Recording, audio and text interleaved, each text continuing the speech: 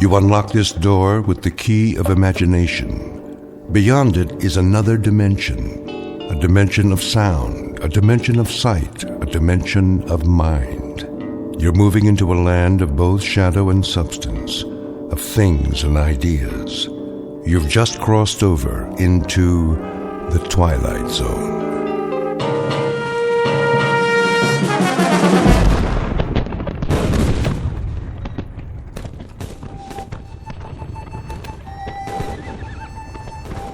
The date is Tuesday, September 11th, 1864. We are encamped outside Atlanta, and the destruction goes on. I know not what history will make of this conflagration, but I have witnessed it at close range. I feel it my duty to set down these observations before the prism of time colors them in a different light. As to the present battle, then my words may seem harsh, but I assure you, this is how it was. We charged the enemy's works and carried them with the bayonet. The earth ran red. The air was filled with the screams of the wounded and dying. But we were many, and they were few. And so we triumphed. Nonetheless, and despite urgings to the contrary, the battle raged on. The city was ours. There was no need to destroy save that which could be of use in the fight against us, but Sherman was drunk with victory. He himself started fires, the flames which annihilated that great citadel of grace and beauty. One of us should have sent a ball into Sherman's brain. It would have been so easy. But somehow we couldn't, and that devil knew it.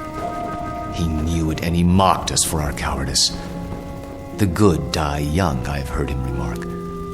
If you're evil enough, you'll live forever. And with that, the entry from Major Skelton's diary ends. So it was that the Union soldiers burned Atlanta. Questions?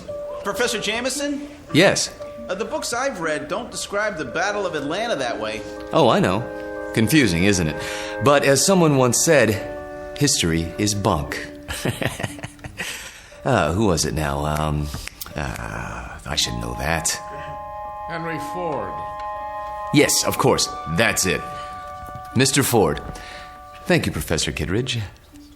Helps when a Nobel Prize winner sits in on your class. You should drop by more often, Sam. You seem to do quite well without me. I could always use a good teaching assistant. So, to sum up today's lecture, the Union soldiers did indeed burn Atlanta for no good reason after the battle was won. You may have seen a more pictorial version in the motion picture Gone with the Wind, but I assure you, the conquering troops took no pleasure in their work. They were forced to it by a man they hated more than they could ever hate the rebels. An ugly, sullen, appallingly brutal general named William Tecumseh Sherman. The history books have glorified this monster, attributing to him qualities of courage and integrity. Trust me, he had no such qualities. He was just a small, evil man with tiny red eyes and a dirty beard and a way of talking that made you quietly want to slit his throat. What a great lecture. I really like this class. Professor Jameson makes it so real. I forgot to take notes. Oh, you can borrow mine. When's the test? I don't know. I think it's next Tuesday.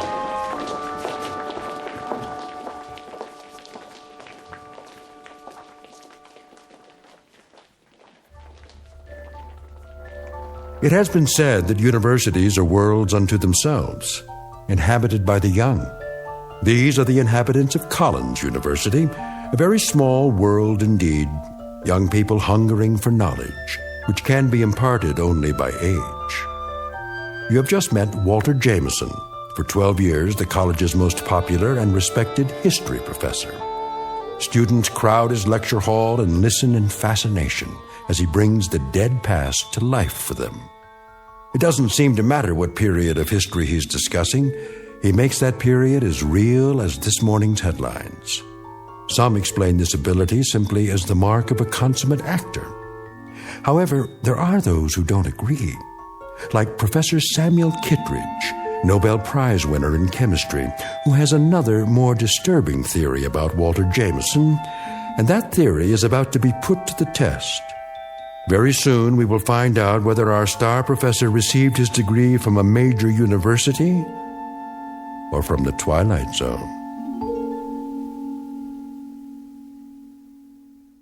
And now, The Twilight Zone and our story, Long Live Walter Jameson, starring Lou Diamond Phillips, with Stacy Keach as your narrator.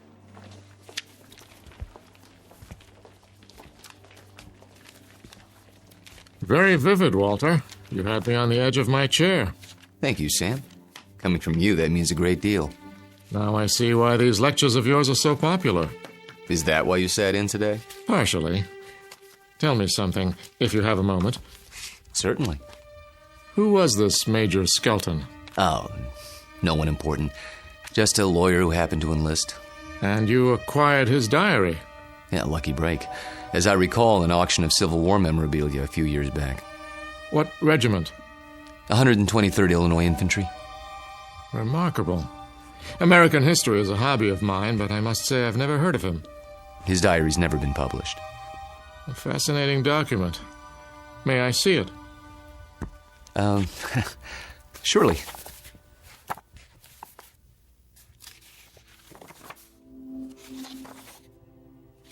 Well preserved. It was stored in someone's attic for 100 years.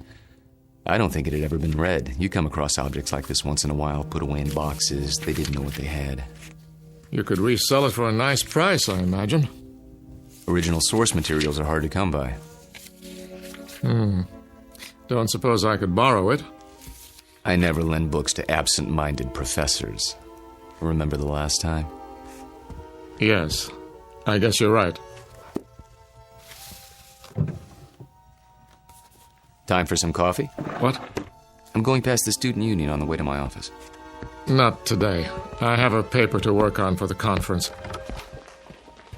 Oh, I almost forgot. Can you come by for dinner?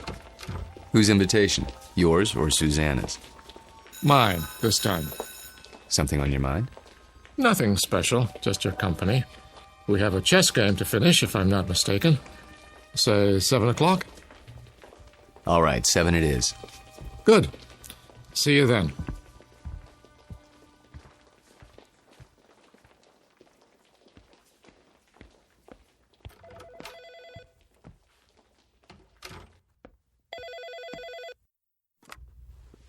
Hello? There you are.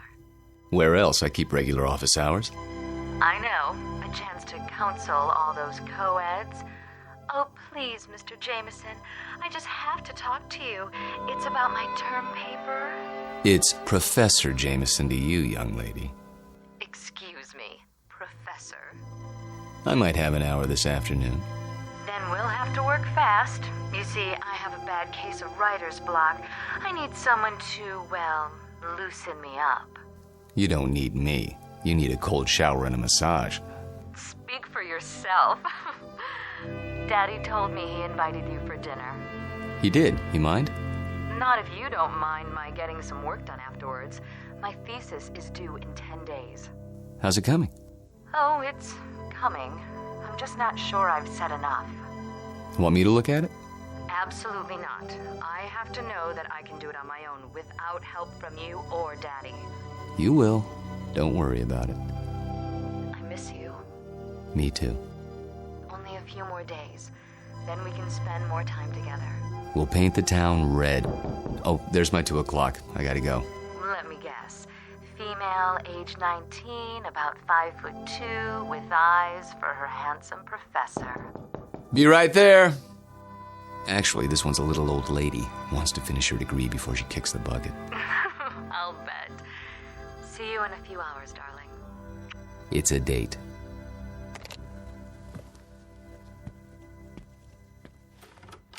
Oh, there you are. Come in, Janice.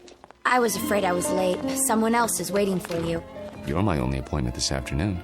She asked if this was your office.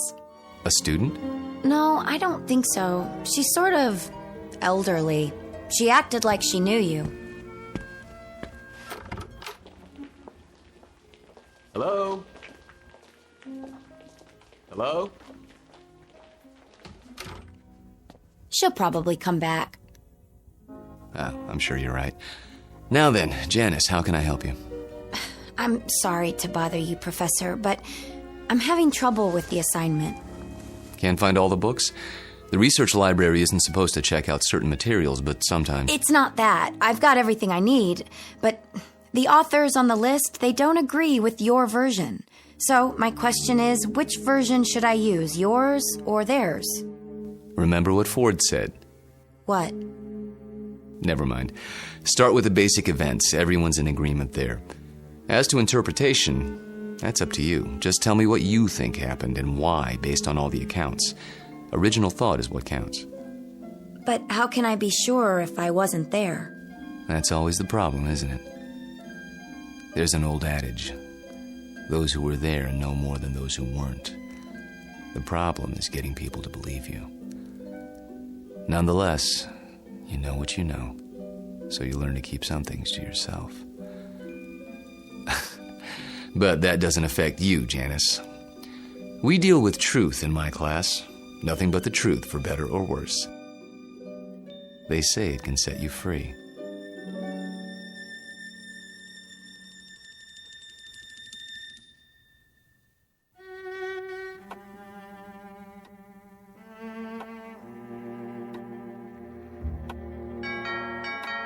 I'll get it, Father.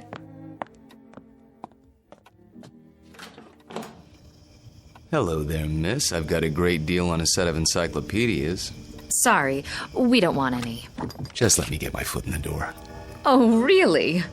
You know what's wrong with you, Professor? What? You're always on time. Sort of takes the mystery out of things. Oh, so I'm not mysterious enough for you. That's just it. You're too mysterious. Except when it comes to keeping dates. Get in here. Mmm. What's that for? Because. Like my new dress? Awful. Get rid of it right away. You mean here and now? Watch it. You're a PhD, not some sorority girl. And not yet, I'm not. There's a little matter of a thesis, remember? A mere technicality. Anyway, it doesn't matter. You're about to give it all up and become a housewife. The devil she is. Hello, Sam. I didn't see you there. I'm giving you my daughter's hand, not her brain. Which I inherited from you. She'll get that PhD if I have to... Spank her. I know. Well, I like that. Spare the rod and spoil the child. Pour yourself a drink, Walter. Dinner's almost ready. Don't tell me you're the cook again tonight. Indeed. And why not? Don't you think it's about time Susanna learned for herself? He won't let me. Force of habit, after her mother died. Let's go into the dining room, shall we? I'll serve. You sure there's not something on your mind, Sam? Nothing that a good meal won't cure.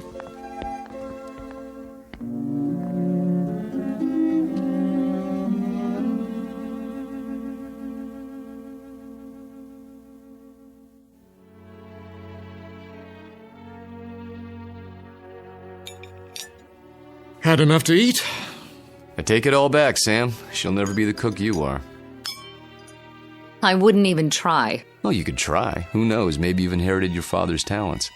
What do you think you're doing in here? I'll do the dishes later, unless this is the men's hour, cigars and brandy and all that. Not a cigar, a pipe. It's not the dishes I'm worried about. It's a little matter of a doctoral thesis. Upstairs with you. Walter and I have some talking to do. I don't believe this. It is the gentleman's club, right here in my own house. Just for a while, Susie. Then you can have Walter to yourself. You're not going to treat me this way, are you? Worse, you might have to support me. Then the wedding's off. Good night, Daddy. See you before you go? It's a requirement.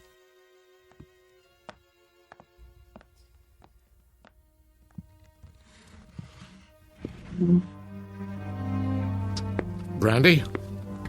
Yeah, by all means. You know, you don't have to worry about her. She'll accomplish anything she sets her mind to, with or without us. Oh, I know that. but she's wasted a lot of time. She's almost 30, and I'm almost 70. You're talking about chronological age. You're both still very young. I don't feel young lately. Aches and pains. Let's sit down. The chessboard is exactly as we left it.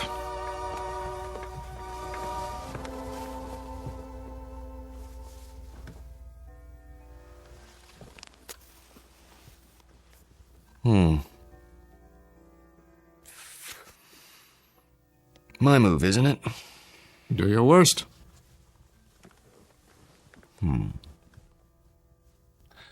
How about pawn to king's bishop 4? Look at that. You don't like it? Not the move. Your hands. What about them? Extraordinary, isn't it? They looked very much the same when we met, those two hands. Firm, smooth, not the slightest discoloration. Time marches on. For some of us. Walter, tell me something. Of course. How old are you? You know the answer. 44. My move. I seem to recall that when you applied for a position at the university, you listed your age as 39. That was, 12 years ago, which would make you 51 now. Come on, Sam. So I'm 51. Too old for Susanna, is that it? In a sense. What are you getting at? This is between the two of us. It won't go beyond this room. Really, Sam? Walter, when I met you, I was 58. I had most of my hair, all of my teeth, and hardly a wrinkle. Look at me now. In 12 short years, I've turned into an old man. But you haven't. It happens that way sometimes. I know. But why? Clean living? Don't ask me, Sam. You're the chemist. I'm just a history teacher. Yes, and you teach it very well. Do you know what your students say? They say it's almost as if you witnessed history firsthand. I try to make it interesting. Fake it, you mean? You could call it that. Yes, that's what I thought. But somehow it didn't seem like you. You're such an honest, precise man. Ah, here it is.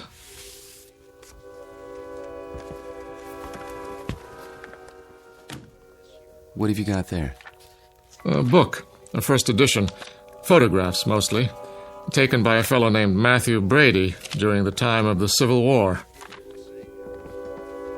Well, what is it? You look as if you'd seen a ghost. Perhaps I have. Hand me that magnifying glass, will you? I don't see... Was your grandfather in the war by any chance? No. In that case, I'd say we have something of a mystery on our hands. How so? You got me interested in your Major Skelton today. Oh, that. I was curious to see what he looked like. So I went through the Brady pictures, not really expecting to find anything. Here, this is a shot of Sherman and 3 staff officers. Yes, typical of Brady's work. Moody, grim, not a smile between them. Look closely. The one with a pistol in his belt is identified as Major Hugh Skelton. This photograph was taken in the 19th century, and yet it looks exactly like you. I'd know those eyes anywhere. In fact, Walter, I'd have to say, it is you.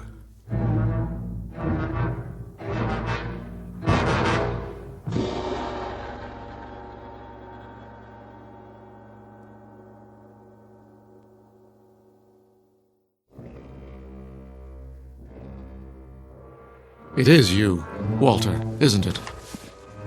Photographs can be deceptive. Poor lighting, grainy images. You shouldn't have kept the ring, you know. It's a dead giveaway. Ring? It is a bit like mine. Not like it. The same. Sam, really, you can't be saying what I think you're saying. That wouldn't make sense. It wouldn't be rational. It wouldn't... Come now, Walter. We're not children. You know exactly what I'm saying. I've been accused of many things in my time, but never of being inarticulate. Oh, you're joking.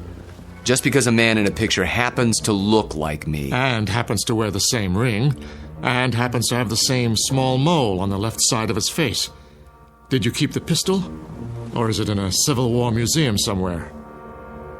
Oh, Sam. Tell me the truth. You know what the truth is, don't you? You are the man in the photograph, aren't you? Yes. I knew it. I've suspected for a long time. But, of course, it seemed so fantastic. It is. Yes. So, now we're on equal footing at last. The time for lies is over, Walter. Wouldn't you agree? Yes. So tell me, how old are you? You won't believe me. I can believe anything now.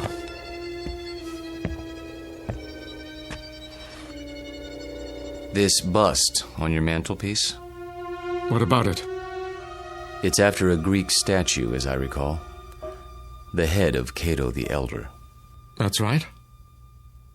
Let's just say, I'm old enough to have known this gentleman personally. But he lived more than 2,000 years ago. I said you wouldn't believe it. No, it isn't that, but 2,000 years? How, Walter, how? You don't know what you're asking. In heaven's name, this is what mankind has been dreaming of. Sam. To live forever. To go on learning and understanding eternally, without end, without death. Sam. Tell me the secret. I can't. You must. You owe it to the world. I owe the world nothing but contempt and pity. Then tell me any part of it. I'm almost 70 years old. I have a heart condition. I'm going to die, but I don't want to until I finish my life's work. Walter, listen to me. Do you understand? I'm not ready to die. I can't tell you the secret because I don't know what it is myself. What? I was like you, Sam. Afraid of death. Too afraid to face the concept head on. When I thought of all the things there were to know and the pitifully few years man had to know them, I went cold with fear. And with anger, too, at the impossibility of it all. The combination was paralyzing. Every night I dreamed, as you dream, of more time, of immortality. Only if man lived forever, I thought, could there be any point to living at all.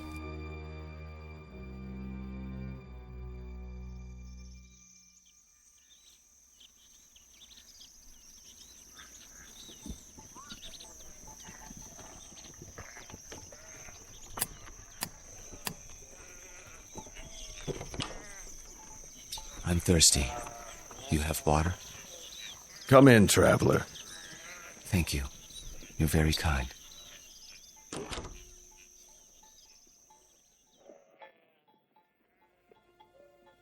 One day, on the road, I met a man. An alchemist. I told him these things and more as I rested with him. He said that he could grant my wish. Only it would cost money. A great deal of money.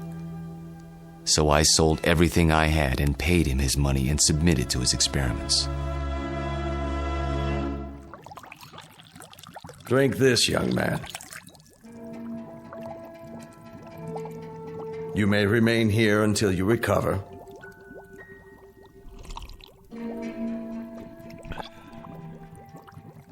I feel strange. That will pass.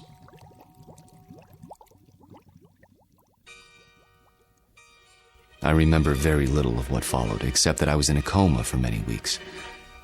When I revived, I learned that the alchemist had been burned for blasphemy. You're not serious? An alchemist? The only legitimate one that I've ever known. You're asking me to believe something that goes against everything I know.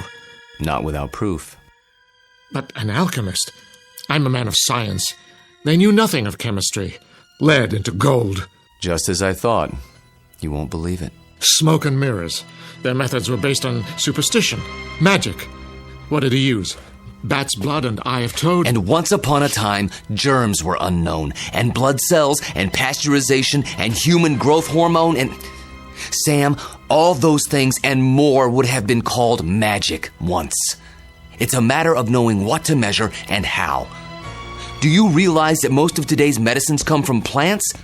Witch doctors discovered a long time ago that they worked, even if they couldn't explain the reason. Don't lecture me. All right. But you'll grant that certain phenomena exist before we know why. Science is like history in that respect. A detective story, working backwards from known facts until we understand the cause. And I'm the most undeniable of facts. Unless you can come up with another explanation. Go on. There isn't much more to tell, really. I thought the experiment had failed, of course, because I didn't feel any different. But then, when I saw my wife and my children and my friends aging and growing old, this was a problem I hadn't considered, you see. But surely there's a way to get around that paradox. Such as? There must be. Is there? Think about it. If I tell you that somehow I can stop you from aging, where do you want to be stopped? At 30? Then you watch everyone around you turning old. At 70? Would you want to live forever the way you are now? Sick and weak? It's better than dying. No, Sam. You're wrong. I was wrong. It's death that gives this world its point. We love a rose because we know it will soon be gone. Who ever loved a stone? I'm not a rose, and I'm not a stone. I'm a man. Very old, very frightened. Of what? Death? Yes, of death. You're a fool. I want to die. Then why don't you? Because I'm a coward. Like all men. Because I'm tired of living and scared of dying. That's why. There's a revolver in my desk at home, Sam. The same one you saw in the Civil War photograph. Every night, I hold it in my hand and pray for the courage to pull the trigger. But I can't. You mean to say you've survived all these years without an accident, without being injured or wounded? Some people are lucky that way. They go through life without ever breaking a bone or seeing the inside of a hospital. Oh, I've come close to death plenty of times. But never close enough. Thank you. For what? For reassuring me. I thought that if a man lived forever, he would grow wiser. But that isn't true, is it? You grow tired. That's all. It must be lonely. That's a word that comes to mind. You say it as if you think it's a word I don't know anything about. I suppose you married more than once? Yes. How long with each woman, Walter? 10 years? 15? I take your point. Now you know why I attended your lecture. Why I asked you here tonight. It wasn't idle curiosity. I suspected as much. Sam, this isn't a situation of my choosing, not any longer. I tried to resign 6 months ago, but you talked me out of it. Do you remember? Yes. Do you know why? I knew that Susanna was falling in love with me. And I knew what would happen, because it had happened before. A few years of happiness, and then... I warned her. I did everything I could to discourage her. Except tell her the truth. How could I do that? She'd have thought I was mad. Then why didn't you leave? Because it was too late. I was in love with her. Everything was against it, all my reason and experience. But that didn't matter. And God help me, it doesn't matter now. It does to me. Walter, I can't let you marry my daughter.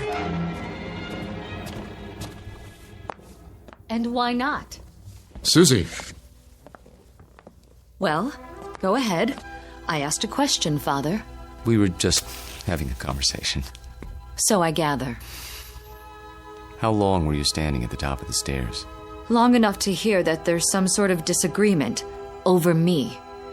Don't you think it would have been considerate to include me in the negotiation? It's not a negotiation. Please, don't misunderstand. Your father seems to think I'm too old for you, darling. Susanna, let me explain. That's the silliest thing I've ever heard. Good. In that case, you will marry me? I thought that's already been decided. You asked, and I accepted. Unless you're having second thoughts. Nonsense. If I had my way, we'd do it tonight. Are you serious? I've never been more serious in my life. I think you mean it. There's a justice of the peace in the next county. Go upstairs and get your prettiest dress. I'll go back to my place and pick you up in an hour. But... Go. Go! Daddy? I can't very well ground you, can I? You're of legal age. Oh, Walter, I do love you. Though your timing is a bit of a surprise. Life is a surprise. If we're not ready now, when will we be? Next week? Next year? We have to seize happiness when it comes, and it's here now. 1 hour, darling.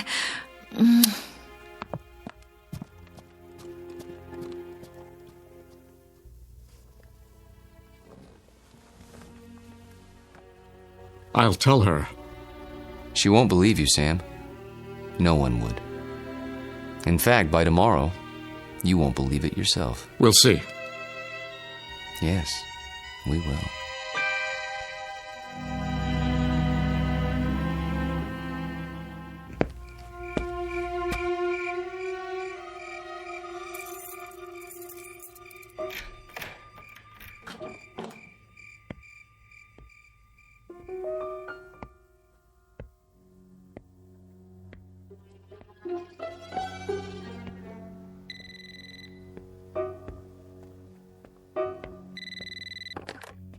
Yes? I'll give you one last chance, Walter, if that's your name. Sam, please. The irony is, I truly like you. We've been fine friends. But when it comes to my daughter... You deny her happiness? Is that what you call it? People who love each other don't have secrets. They share their lives. They grow old together. Susanna's entitled to the same thing, not a mockery of it. You don't think this is easy for me. There's nothing ahead for her but a broken heart, as she sees herself age while you don't. How long do you think you can keep it from her? And if I go away, will that make her happy? She'll suffer, but she'll get over it. You don't belong here, any more than that antique pistol in the photograph. It's still here, in my desk drawer. And so am I. That's reality, Sam, for better or worse. She's upstairs now, packing. If you come back, I'll expose you. Not just to her, but to the university and the world, starting tonight. You mean it, don't you? You don't leave me much choice. Give me a few minutes. I need to think it through. Good. If you love her, you know what to do. Yes, I know what to do. Only, I don't know if I have the courage.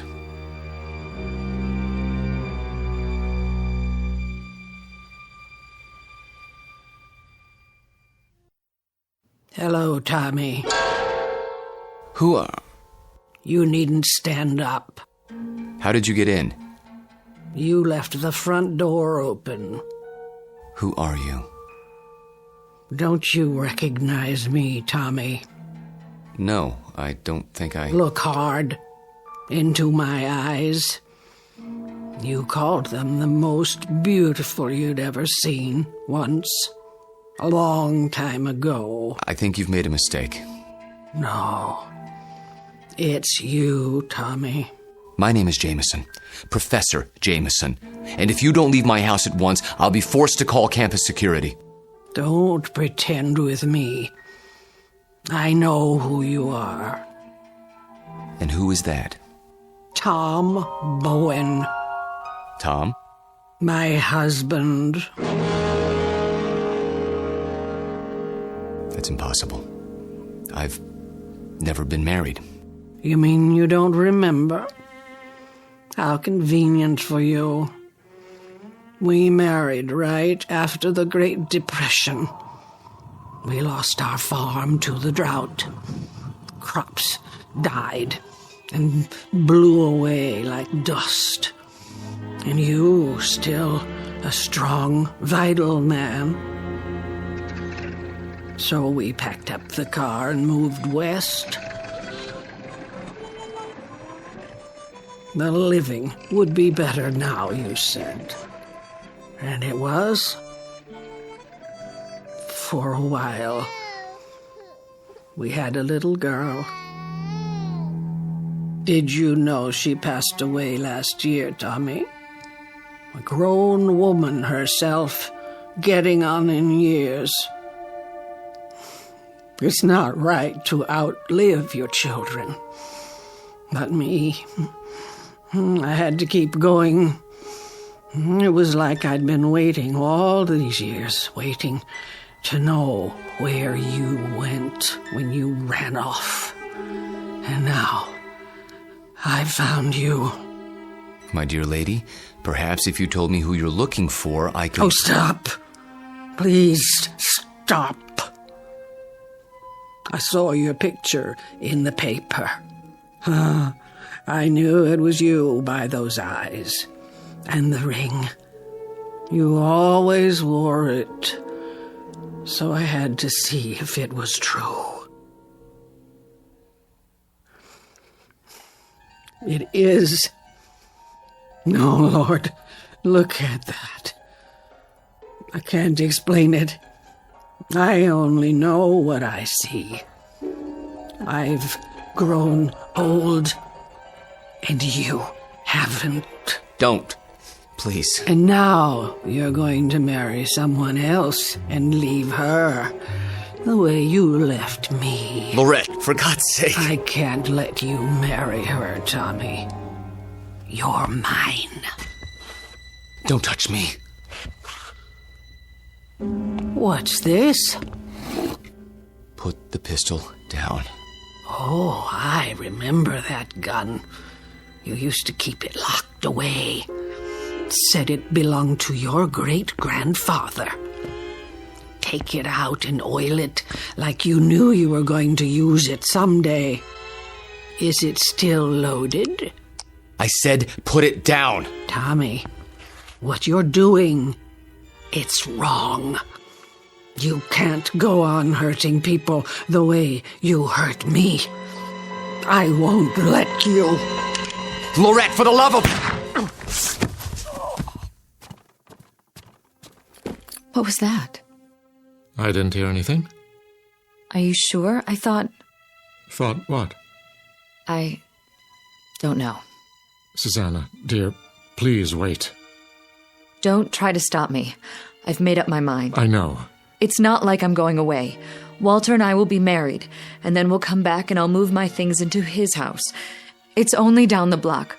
I'll still see you every day and... Shh. I did have some things to say to you. Very important things. But now, I don't know where to start. Please don't. I'm nervous enough as it is. Can't you be happy for me? I know it's a change, a big change, but surely you're not surprised. You must have seen it coming. I know we haven't talked much about it, but... Do one thing for me, sweetheart. What? Bring me my reading glasses. I shan't be able to sleep while you're off eloping. At least I can get some reading done. Oh, Daddy, thank you. Where did you leave them? Upstairs in my bedroom, as I recall. Would you mind getting them for me? Of course I will.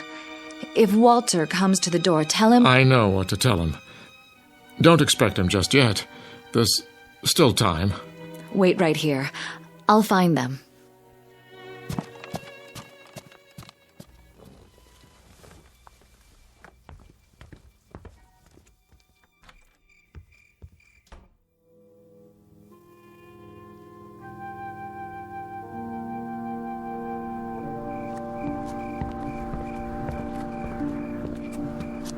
Oh, Excuse me, I didn't see you there. I saw my Tommy. He's resting now. Good evening to you, madam.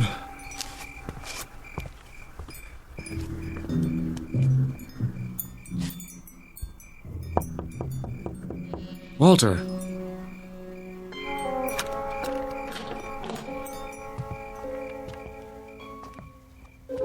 Walter, where the devil are you? Hello, Sam.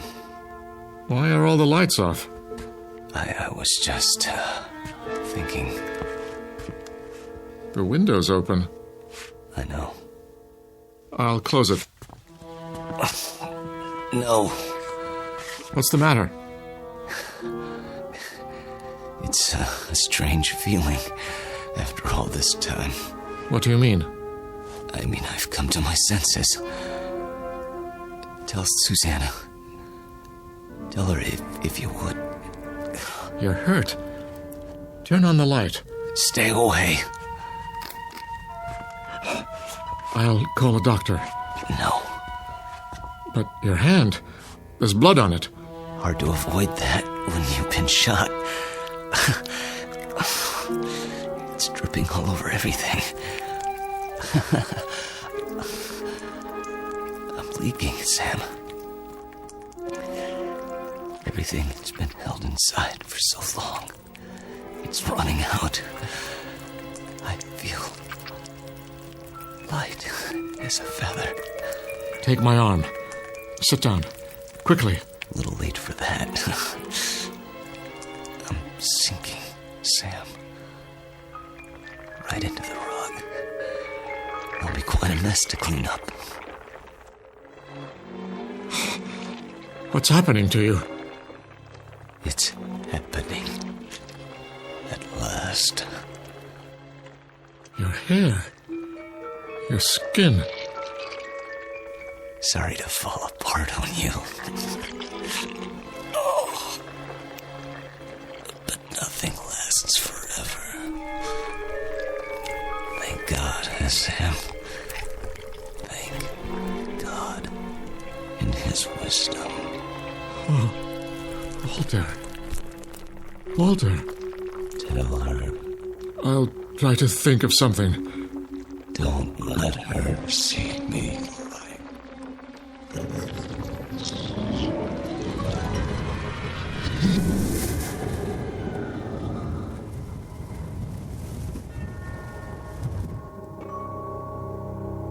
Dad? Walter? No, Susanna. Stay back. Daddy! Go home. Where's Walter? Susanna, please, go home, now. Walter? He's gone. Gone where? I wish I could tell you. But there are his clothes, his shoes.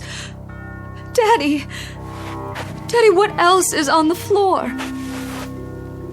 Dust, my dear. Only dust.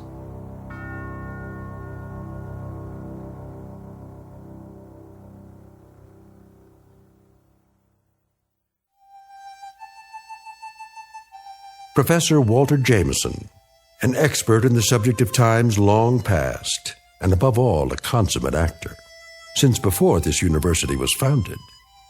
He's finally completed his life's work, a history of the world that begins in the cradle of civilization and ends in our time, because the future was not his specialty.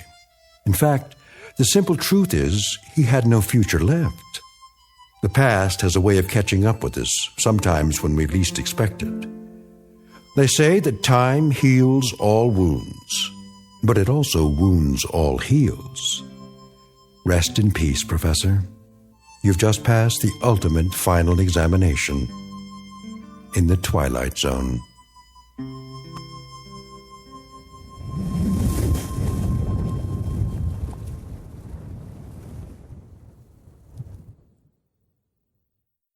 More from the Twilight Zone after this. You are about to enter another dimension, a dimension not only of sight and sound, but of mind, a journey into a wondrous land of imagination.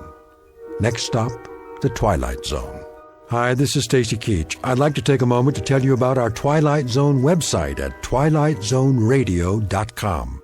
At twilightzoneradio.com, you'll find the latest information on these Twilight Zone radio dramas, including behind-the-scenes photographs, plus the newest product releases, trivia contests, ways to contact us, other Twilight Zone-related info and merchandise, plus links to other fascinating websites. So make your next stop twilightzoneradio.com. Visit twilightzoneradio.com to purchase these Twilight Zone radio dramas on cassette and CD, or call toll-free 1-866-989-ZONE. That's 1-866-989-9663.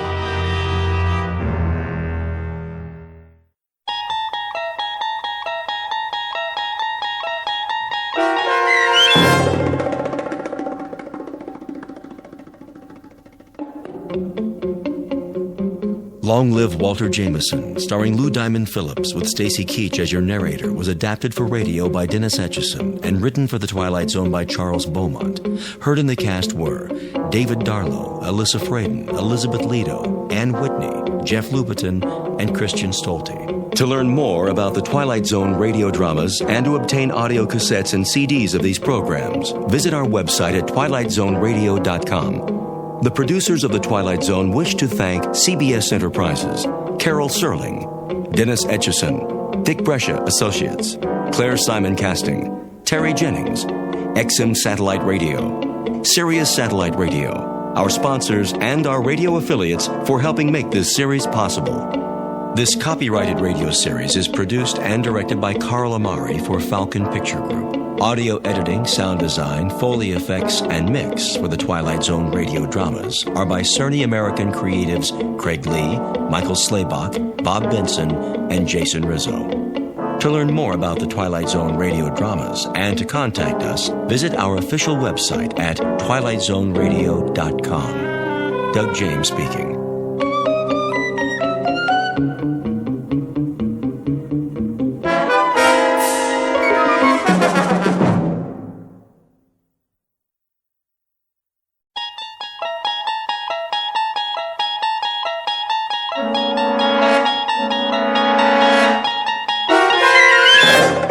You unlock this door with the key of imagination. Beyond it is another dimension, a dimension of sound, a dimension of sight, a dimension of mind. You're moving into a land of both shadow and substance, of things and ideas. You've just crossed over into the Twilight Zone.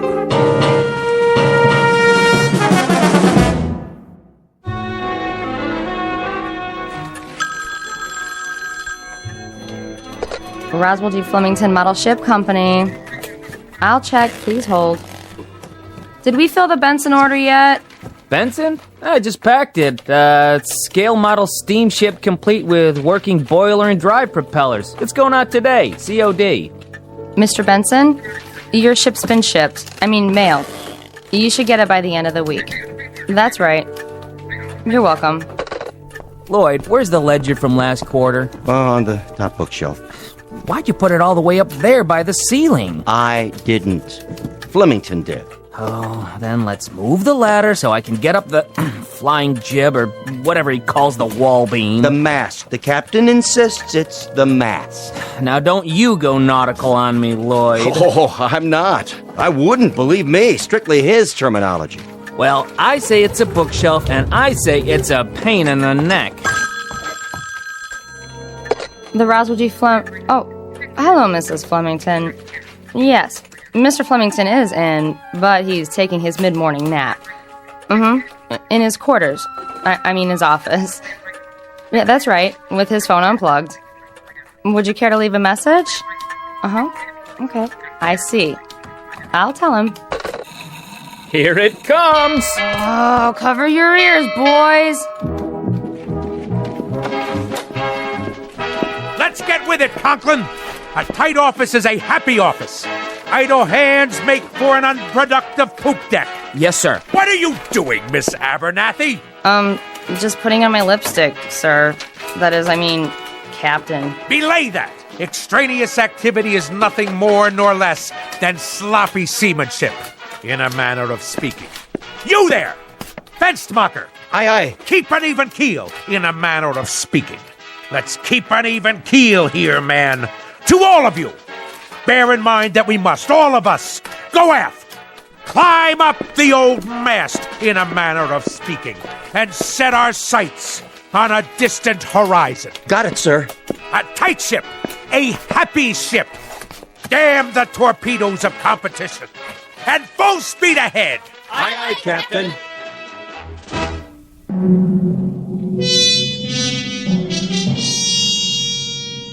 This is Roswell G. Flemington. 220 pounds of gristle, lung tissue, and sound decibels. He is, as you may have perceived, a noisy man, one of a breed who substitute volume for substance, sound for significance, and shouting to cover up the readily apparent phenomenon that he is nothing more than an overweight and aging perennial sea scout, whose noise-making is in inverse ratio to his competence and character. But soon our would-be admiral of the fleet will embark on another voyage, this one in an uncharted and twisting course, headed for a distant port called the Twilight Zone.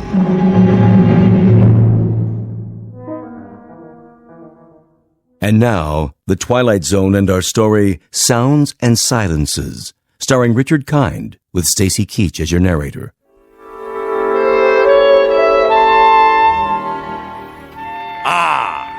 Clear skies, visibility unlimited.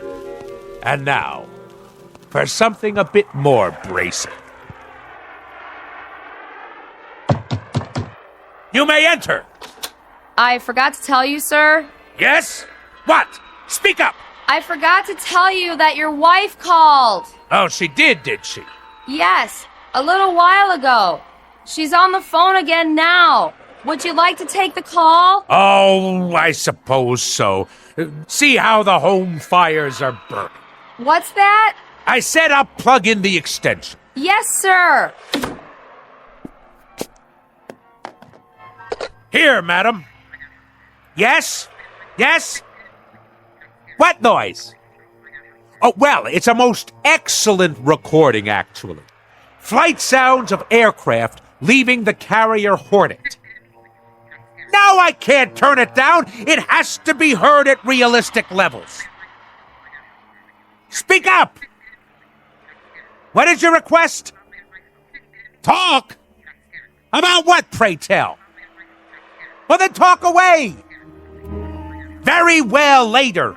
Of course I shall be home for dinner. Yes, of course, I'm quite sure. Goodbye.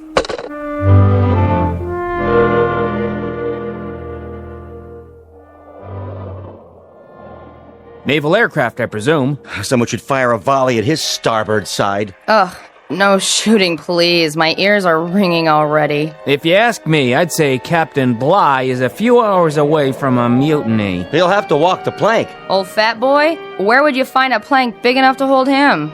All those kamikazes they threw at us during the war, wouldn't you think just one of them would have hit him? One of these days, all that noise is gonna come back and bite him. I just hope I'm around to see it happen.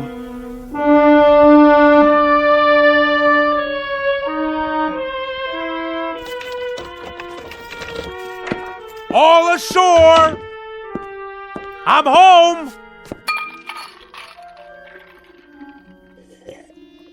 Ah, Navy rum. To be followed later by a full measure of grog. But first, some easy listening on the stereo. Which album shall it be tonight? Sounds of submarine warfare, great squalls of the North Atlantic, cruising on a windjammer, engine rooms of the great destroyer. No. Wait. Here it is. Perfect!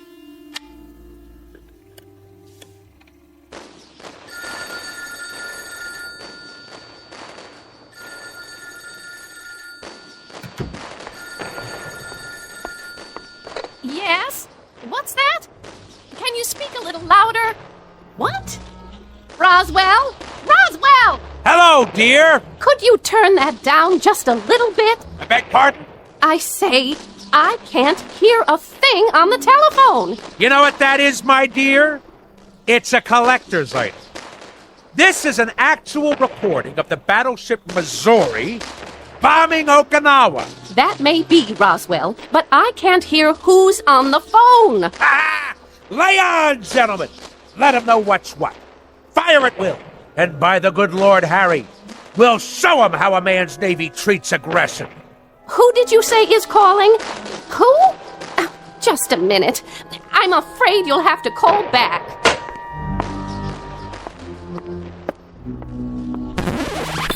Woman! What have you done? Called a truce in the Pacific. You've ruined the record. That, madam, constitutes an act of utter abomination and the most callous vandalism. I would remind you... I would remind you that I live in this house, too. That there were only 100 such recordings pressed for the collector's market, as rare can be. Well, now there are only 99. Absolutely irreplaceable. What you have just done is an act of wanton desecration, not unlike the defacing of John Paul Jones's statue. What are you, madam? Some kind of crazed peace fanatic? Roswell, we've had this out before. I'm not the fanatic around here. I must say, your meaning eludes me. Perhaps I should use semaphore signals. This insistence on blaring noises and running a household like it was a destroyer escort on convoy duty. This combination has now become quite impossible. Nonsense! That's why we have to talk. We are talking!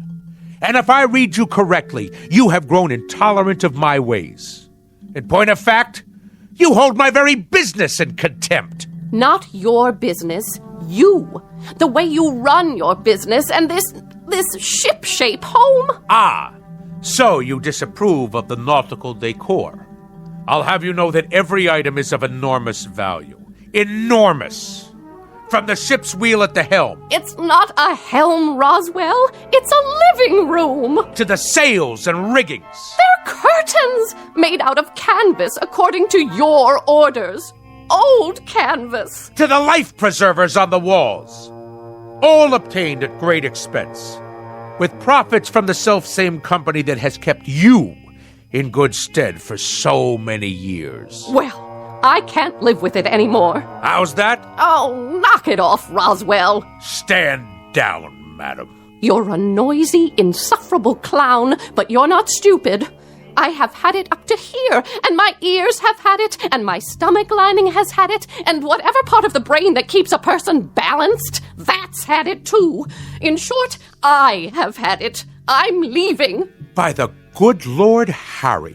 Departing a sinking ship, you might say. And don't tell me how sudden this is, because as you well know, we have been en route to this point for the last 20 years. I can't bear to be at sea any longer. I am totally and absolutely astounded. Are you now? I am indeed. My own wife. And after 20 years. 20 years ago, I was not taken in marriage. I was piped aboard. And after 20 years, the piping has become shrill and unbearable. It has destroyed me, my nerves, and my sanity. So, at this point, Roswell, I'm leaving, in a manner of speaking, the ship's company. So, you're deserting me? In a manner of speaking, Roswell, you said it. Lydia! Lydia! Don't you lock me out of our own bedroom! It wasn't locked, Roswell. It may interest you to know, madam. Don't shake your finger at me. That when I was a young chap, a mere cabin boy, you might say, I had a mother who insisted that she was perpetually ill. A whiny, petulant, complaining woman similar to yourself. Oh, this is too much! And when I would come home from school, she made me walk tiptoe and whisper in her presence. Whisper, whisper, whisper, whisper. Do you know that in our house we never had any cookies? Just soft fudge brownies, because they made less noise when you chewed them. Eat your brownie and then run upstairs, change your clothes, but keep it quiet. And I tell you, madam, I took quite enough of it. That is why I went to sea.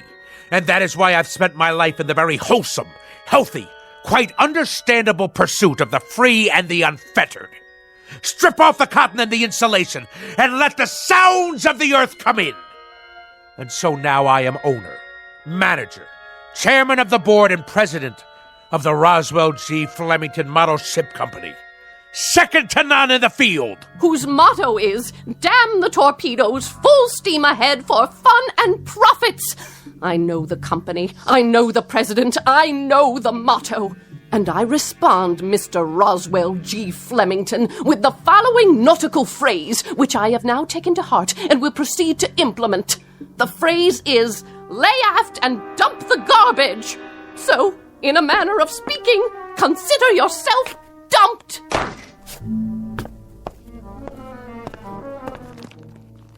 Sounds of a three-masted schooner in the South Pacific. Perfect. Good riddance, madam. If the truth be known, I have never liked you. I have simply suffered your presence. If there is one thing that sticks in my craw, that thing is a landlubber. So, madam, in a manner of speaking, get ashore. Do you hear me? Get ashore now! I have never in my entire life felt so free, so unencumbered, so absolutely fulfilled. In the parlance of naval language, in a manner of speaking, the situation is 4.0. My decks have finally been cleared. I intend to enjoy myself topside for the rest of the evening. And at precisely 10 bells, I shall retire to my sleeping quarters. But until then, this is my watch. At long last, I can see to the far horizon. And a life of wonderful, delightful noise. Now, where's my karaoke machine? Anchors away, my lad! Anchors away!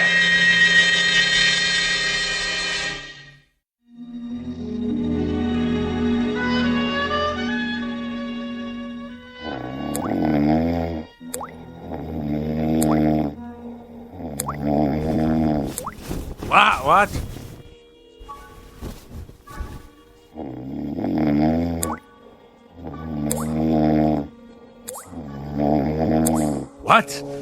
What? What? A leak in the cargo hold? All hands on deck! Oh, where's it coming from? The blasted bathroom sink. There. The shower. Off, I say, off!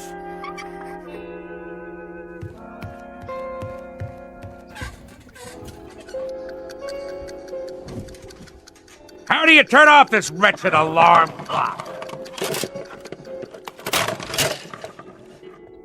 Oh, my decks seem to be, in a matter of speaking, listing a bit.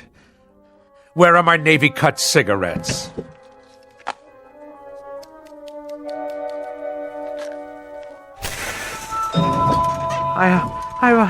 I must be dreaming.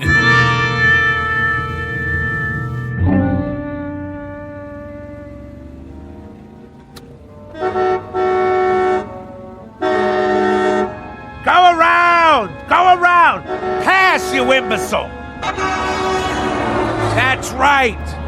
Run the red light! No noise laws in the city at all anymore. Any rattletrap is permitted on the streets. At last, my turn to make my way through the flotsam and jetsam.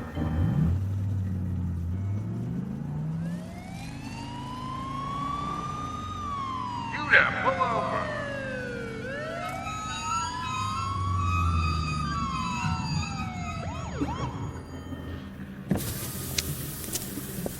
License and registration. Certainly, officer. Happy to oblige.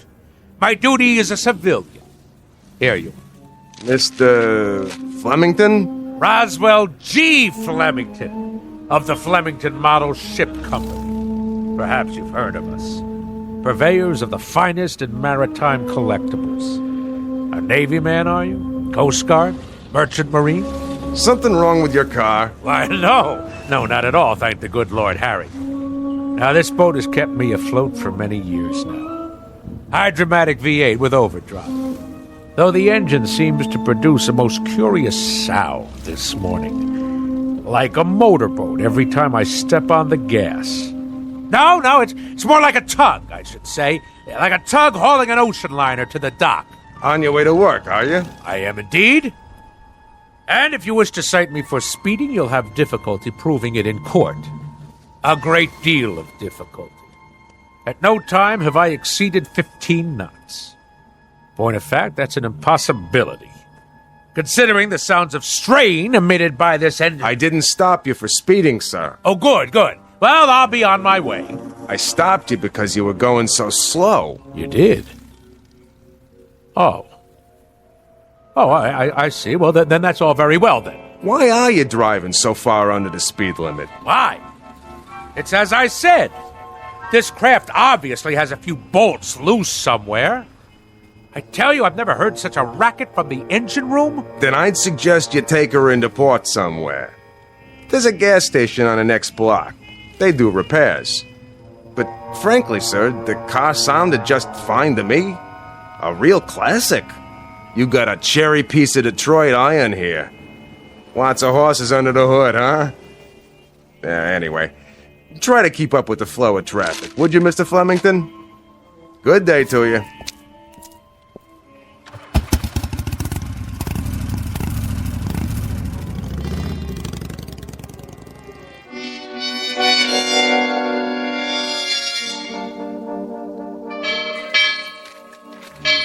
Oh, I've been here 2 years and I don't know when I'll get used to that thing. I've been here 4 years and I've never gotten used to it. What do you suppose happened to old Lardhead this morning? You should count your blessings. This is the first time he's ever been late. Wouldn't it be awesome if his car had fallen off the ferry boat with him in it? The peak! The absolute peak! Thus endeth the dream. Good morning, Mr. Flem... That's the first time he's walked in without telling me that the smoking lamp was not lit and we had to move full speed ahead toward the shores of prosperity. Maybe he's sick. Something incurable, like barnacles on the brain. That's very odd. That's very, very odd. I've been here 10 years, and that's the first time he's ever looked frightened.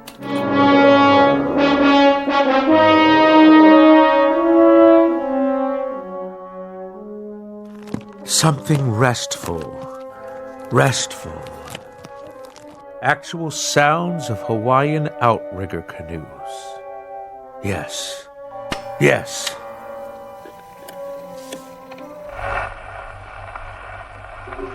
Ye gods! This record is defective!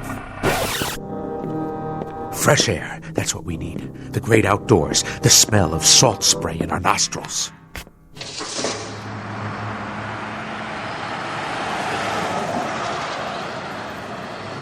Blow me down.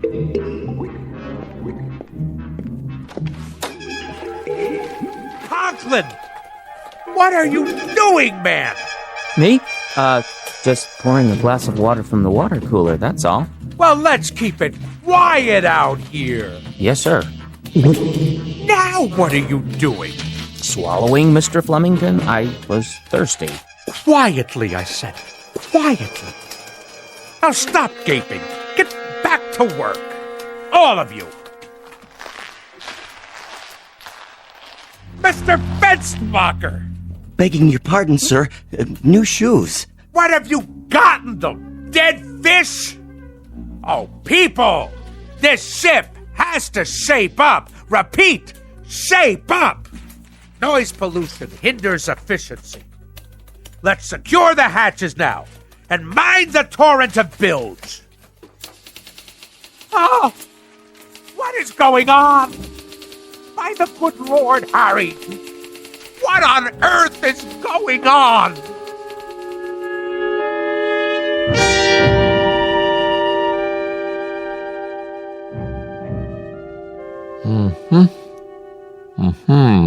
Well? Nothing abnormal that I can see, Mr. Flemington. No excess wax, no obstruction of any kind in the inner or outer ear. You mean no sign of infection? Nothing at all? Not even inflammation. Candor dictates that I tell you, Doctor, that as a ship surgeon, you're a wash. You wouldn't make cabin boy, in a manner of speaking. I take it, Mr. Flemington, that you expected me to find something wrong with you. I told you the symptoms, haven't I? You have. An apparent auditory distortion. Apparent? Shoes that sound like pipe organs played underwater? A leaky faucet sounds like barrels over Niagara Falls. And I wish you could have seen me cross 48th and 6th today. The traffic noises nearly keel-hauled me. It was considerably more than a distortion. I don't know what to say without any outward signs. Well, I know what to say. Now hear this, Doctor. There is obviously something askew in my crow's nest, in a manner of speaking. Now, will you prescribe the appropriate medication for my affliction, or do you force me to seek safe harbor elsewhere? Frankly, Mr. Flemington, I think consulting another physician might be a practical idea. Extremely practical. Very well, then. But if you had a modicum of professional ethics, you would have given me this advice before going through the motions of a perfunctory examination. As it is, I'll now be done for your bill as well as another ear specialist's. Mr. Flemington, I wasn't going to recommend another ear specialist. I had in mind, perhaps some psychiatric help. A psychiatrist, huh? I will make a presumption that you are being humorous. It is that charitable outlook that saves your being called to account, sir. The soundest recommendation I can make under the circumstances. I can assure you, Doctor, and I use the term loosely, that there are few people today on land or sea who are as sane as I am. I bid you good day. Good day to you, and good luck.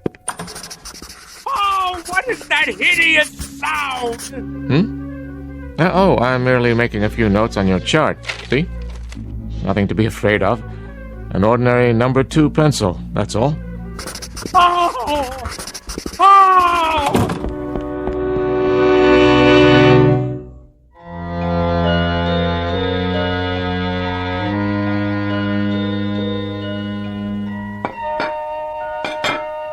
Do you have to be so piercing with that rose? Sorry, Mama. Well, you've done a beautiful job setting the table. You can sit down now, Mama.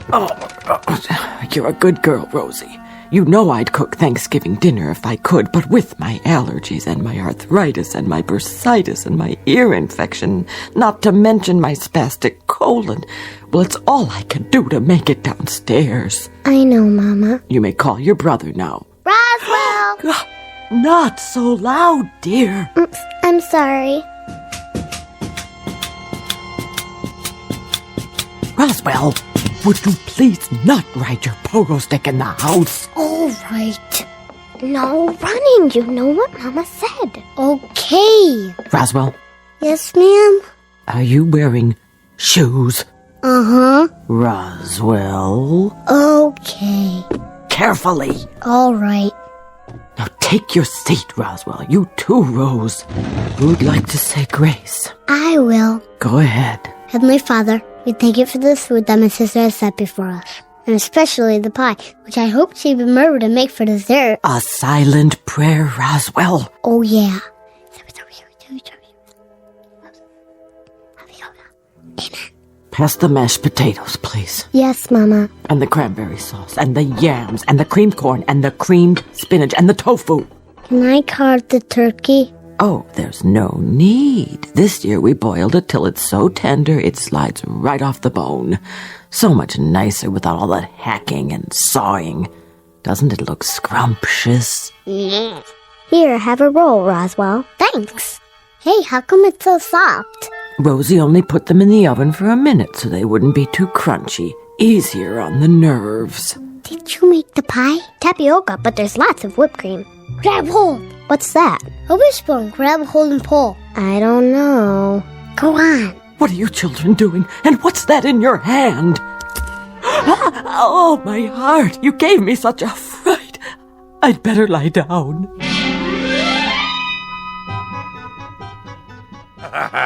But we got her good with the wishbone. Oh, didn't we? She thought she'd been shot with a harpoon. And you enjoyed that? It was the best Thanksgiving ever. Oh, the rules she had. Did I mention that we only used paper plates and plastic forks after that? See. Out with the pogo stick!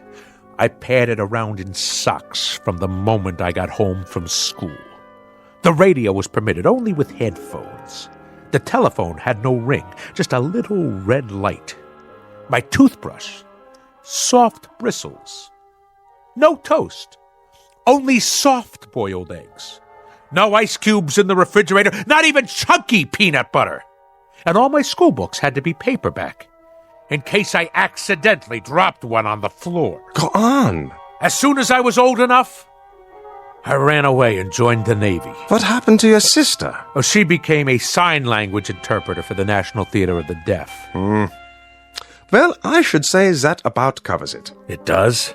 Now do you understand, Mr. Flemington? Understand what, Doctor? Unless I'm very much mistaken, it's a phenomenon we in the psychiatric profession call autosuggestion. Nothing to do with motor cars, I presume. A person talks himself into believing that certain occurrences take place, when in reality they are pure figments of the imagination. Beyond that, there are some suggestions that you were very resentful of your mother and her preoccupation with her imaginary aches and pains. You don't say. My guess would be that this feeling now extends to your wife, who very similarly provides you with a mother image. But I can tell you this, Mr. Flemington, and forgive me if I repeat myself, these occurrences are only figments of your imagination. Yeah, but if that's so, then... Snap your fingers. Do I dare? Go ahead, snap your fingers. Any abnormal sound? None. Now, stamp your feet on the floor. Normal? Happily, delightfully normal. Now, let's really put it to the test.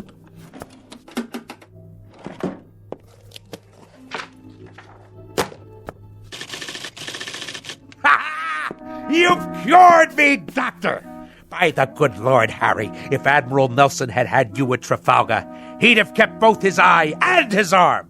In Navy parlance, Doctor, you, sir, are 4.0. 4.0, sir, in a manner of speaking. I'm free to go. Free as a bird. And slam the door at will on your way out. Be my guest. I shall. You, sir.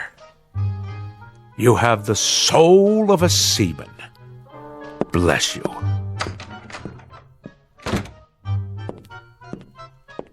Any more patients today? No, Doctor, that was the last one. Praise Freud. Why do I get all the nutcases?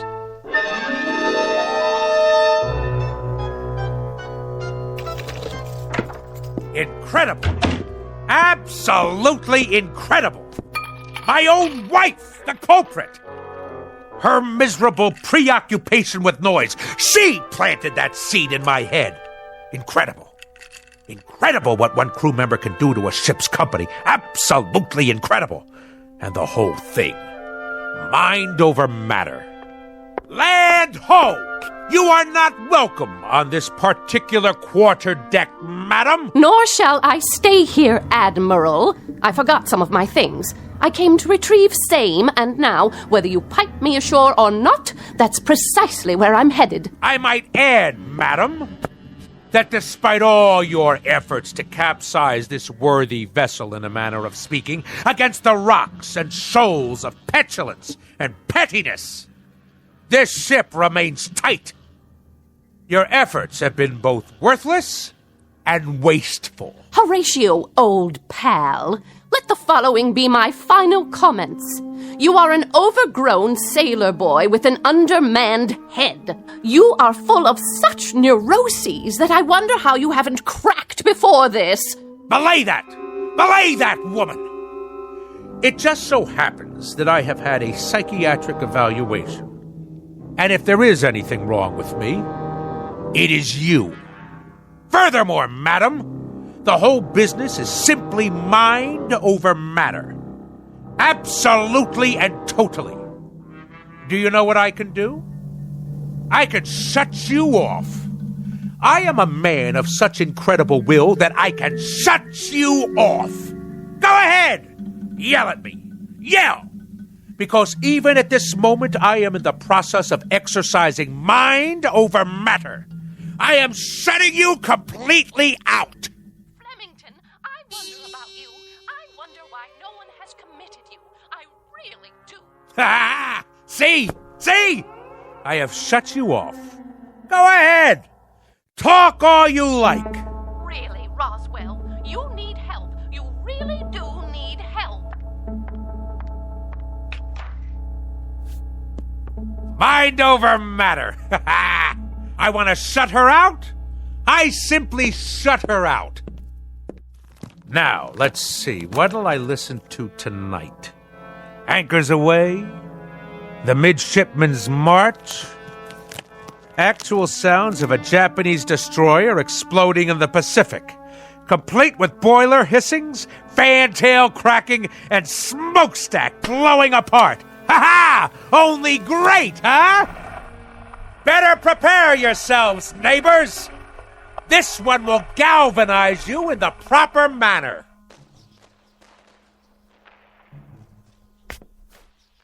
Something wrong with the record player? Better turn the volume up. All the way. Must be the speakers. Why is everything so quiet? What's wrong out there? I can't hear the city.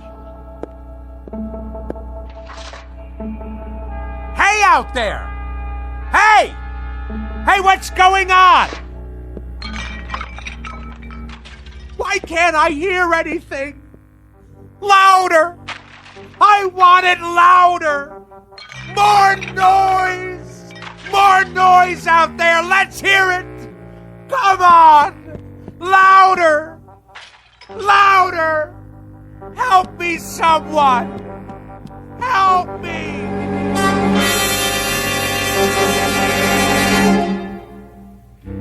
When last heard from, Mr. Roswell G. Flemington was in a sanitarium, pleading with the medical staff to make some noise, any kind of noise.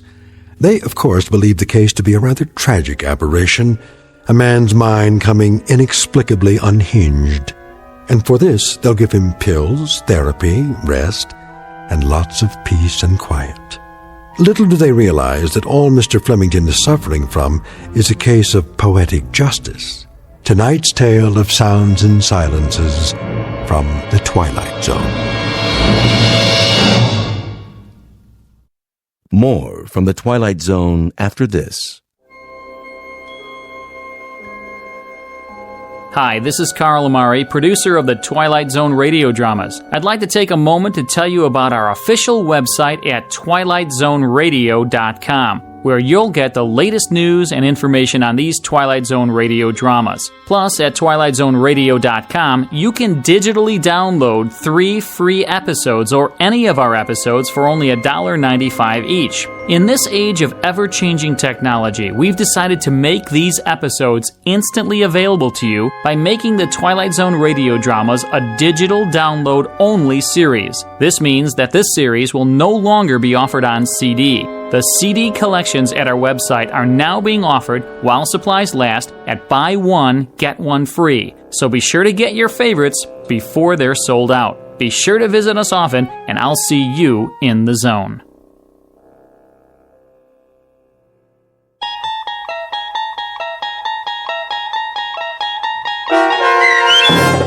Sounds and Silences, starring Richard Kind, with Stacy Keach as your narrator, was adapted for radio by Dennis Etchison and based on a script by Rod Serling.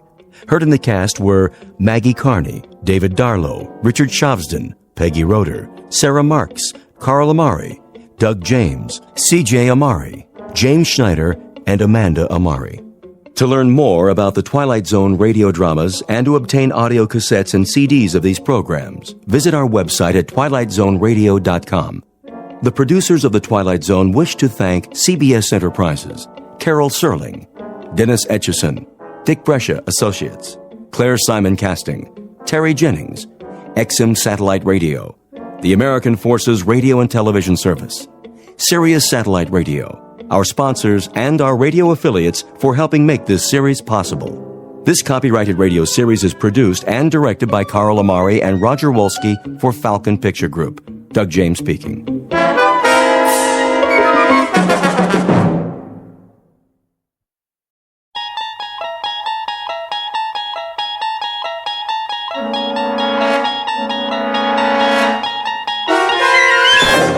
You're traveling through another dimension. A dimension not only of sight and sound, but of mind. A journey into a wondrous land whose boundaries are those of imagination. Your next stop, the Twilight Zone.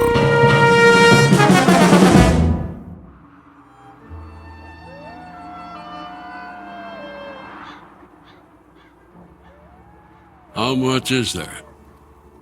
Only half as much as the last crop. That won't last us. We've survived a war. We'll make do. Not with so little. I can make it last. There's enough on this parcel of land right over here for a few days' worth of meals. I can get us through it. Well, you shouldn't have to. It's my place to provide, to feed us. Oh, if I could still hunt, we'd be better off. But if I can't see, I can't see to make a killing. Fussing over it doesn't help. Besides, we knew this time was coming. You've been losing your sight for a long time. Let's stop arguing and start harvesting so we can have something to eat for supper. Some harvest. It'll barely feed the two of us. It'll be enough. Come on. You can help.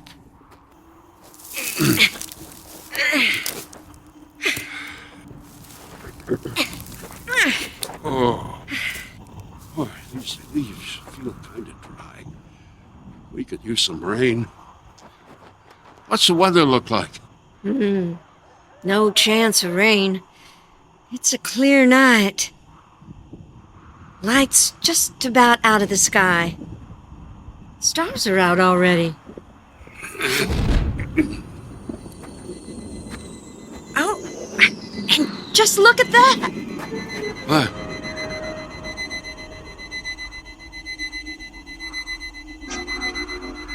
What made that noise? It's a shooting star! Oh, well, shooting stars don't make noise. It's just streaking across the sky. Except it doesn't move like one. What do you mean? It looked like it stopped for a spell, then kept going again, but in a different direction.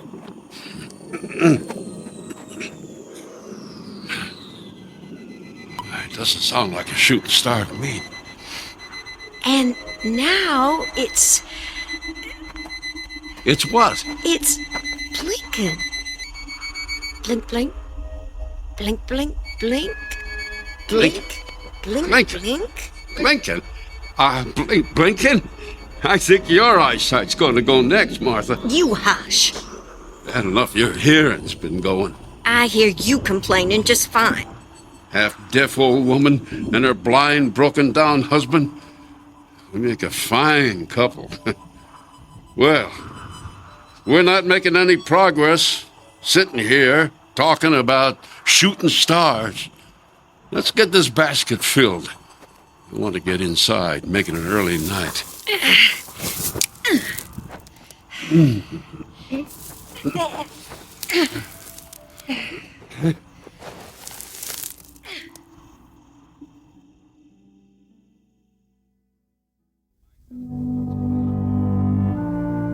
This is one of the out-of-the-way places, the unvisited places, bleak, wasted, dying.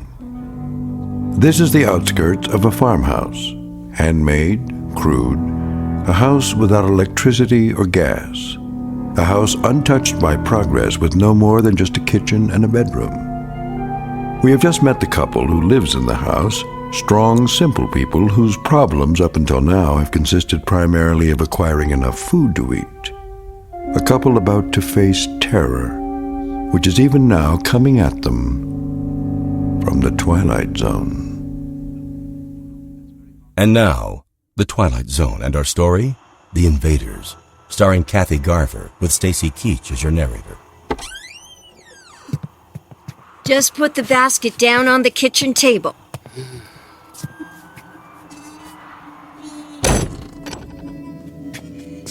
Will, it's about 5 steps ahead of you.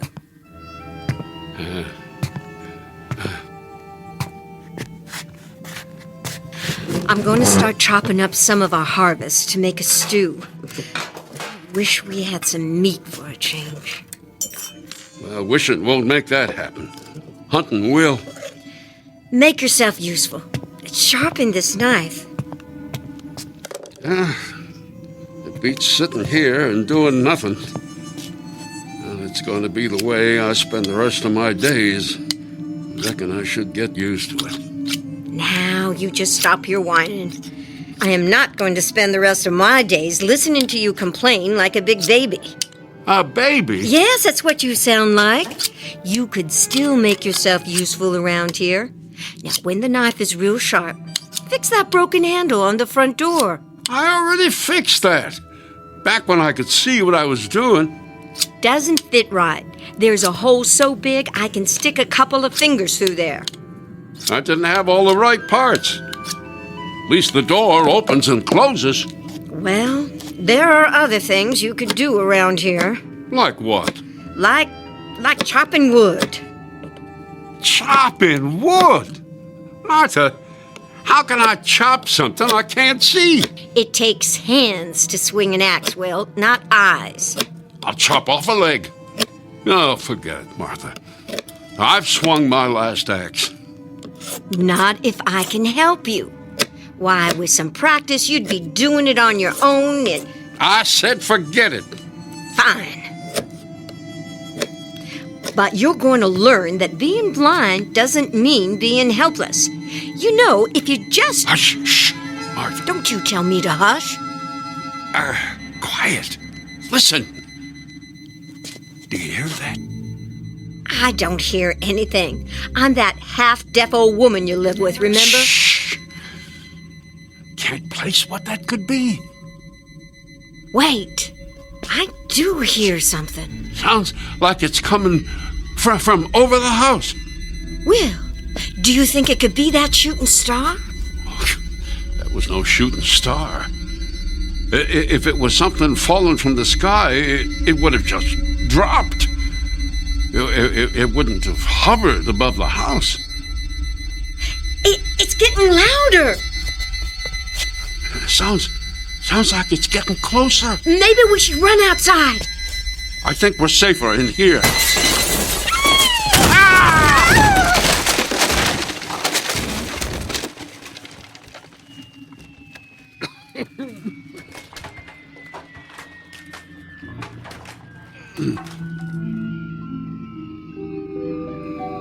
Martha? Martha, are you okay? Martha? Will? Martha? Martha! Where are you? I'm right here. Just a few feet away from you. You all right? My ankle hurts, but I don't think it's broken. Can you get up? I think so. Put your arm out so I can find you. Yeah, there. That's it. Oh, keep your arm around me. How's the ankle feel to walk on? Oh, it hurts. But it could be worse. I think I just twisted it a little. What was that? I don't know. But I think it crashed on the roof. Will! What? There's a red light outside the window. Must be from whatever crashed into the house. And the light, it's blinking. I'm going outside to see what it is. Not without me, you're not. No, slow down, Martha. You're going to twist your ankle worse. Oh, stop your fussing, Will. I just want to see what crashed into our house. Darn reckless old woman. What's that? I said, what do you see? Looks like there's something on the roof, all right. That blinking light is up there. Can't you tell what it is? No, it's too smoke, and it's too far back. Looks like it's on the flat part of the roof. I'm gonna have to go up there, see if there's a way to get rid of it. No. Will, what are we supposed to do? Live the rest of our days with that blinking thingamajig on top of our house? No. What if it's dangerous? How are you going to defend yourself? What if it's a remote bomb from our enemies? I'll figure something out when the time comes. Come on. Oh, damn. Headstrong old woman. What's that? I said, if you're set on doing this, you need to listen to me. You haven't been up on the roof that much. First, you have to climb up the ladder. Next to the sink in the kitchen. I know, Will. I've watched you do it 100 times. Do you remember how the door opens onto the roof? Don't I just push up on it and let it swing back? No. Don't just let it fall. It'll make too much noise and upset whatever is up there. Lower the door gently. All right. A little tender to walk on, but it's all right. Oh, take the lantern. Even with that red light blinking, it may be hard to see up there. I'll wait right down here by the ladder. All right. I'm going up. Martha, be careful. It's really high. I'll keep the ladder stable. All right. Oh, that's it, Martha. Easy. Careful. I can feel your legs as you're going up there. Don't rush. Be careful with the lantern. You don't want to start a fire up there. Quiet. Watch your ankle. Open the door carefully when you get up there. All right. I'm at the top. That's good.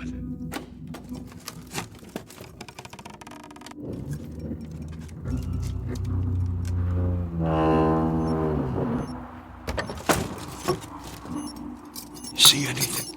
Mostly that blinking red light. It's blinking something fierce. Hold the lantern higher so you get more light. There's something up here, all right. But I can only make out the edge of it. Will, I can't see it standing on this ladder. I gotta climb up on the roof. No! It's all right. That thing is just sitting there.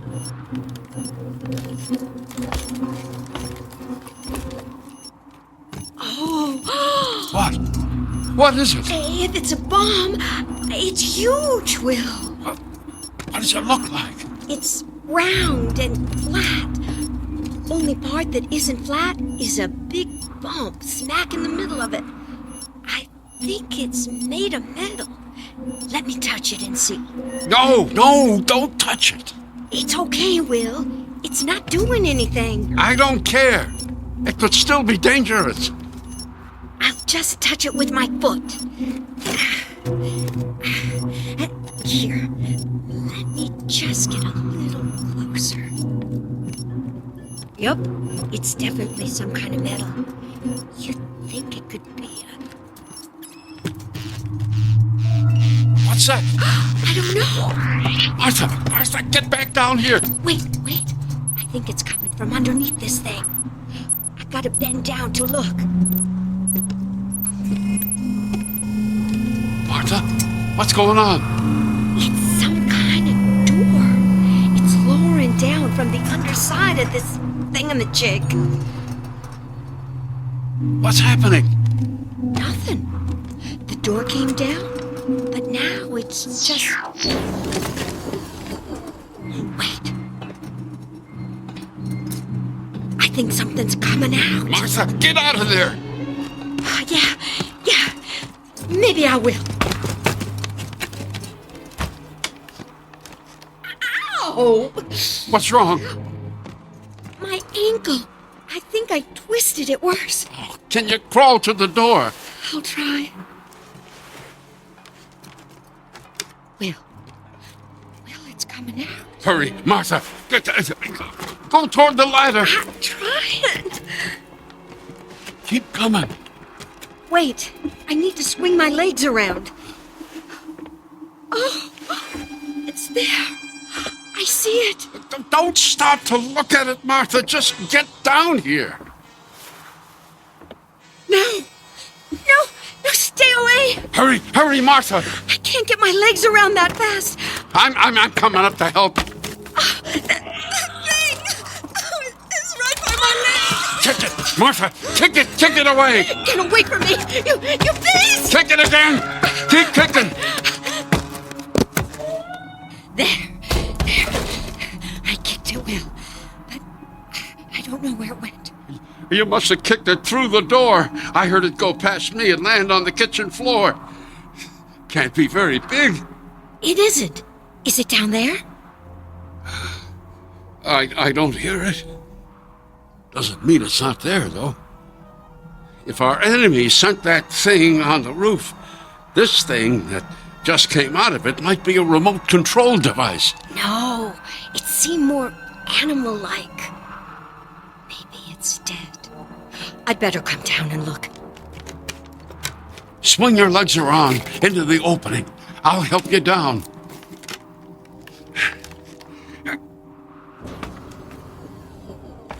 Martha. I hear it.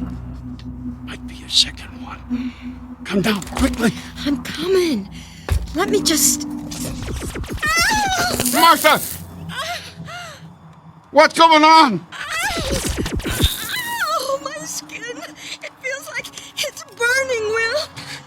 Oh, kick the thing out of here. Martha, kick it. Can't. It's too far away. Ow! You have to stop it. Is there anything up there you can throw at it? I don't know. Martha, think! You gotta find something to throw. Oh, there's nothing up here. Will. Wait. You left a hammer on the roof. Yes. Throw the hammer at it, Martha. All right.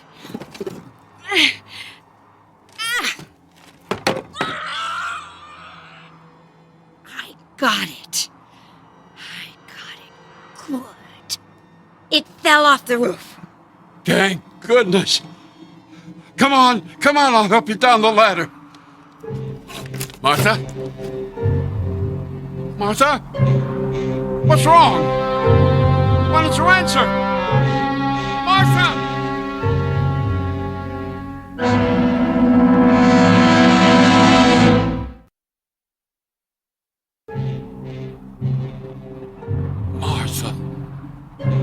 Martha! Wake up! Oh, thank goodness. What happened? Well, you passed out? Will, was it a dream? No, I wish it was. You need to lay down for a while. Come on. I'll help you down the ladder. Oh, better yet. We'll help each other. Come on. How long was I passed out? Too long. Oh, I don't know. You scared me. No more than a minute, probably. Are those creatures down there? Oh, I don't think so. Haven't heard of them. Anyway, here. Put your arm around me. Now, put your weight on me. That's it. Okay. There we go. Good. Oh, Will, it was terrible. It pointed something at me, and then there was this bright light, and then it felt like my skin was burning, and on my neck, on my arms. Oh, it still hurts. Well, here, let me feel. Oh, it feels like you got some blisters on you. Big ones. Oh, I do. Oh, you should see him, Will.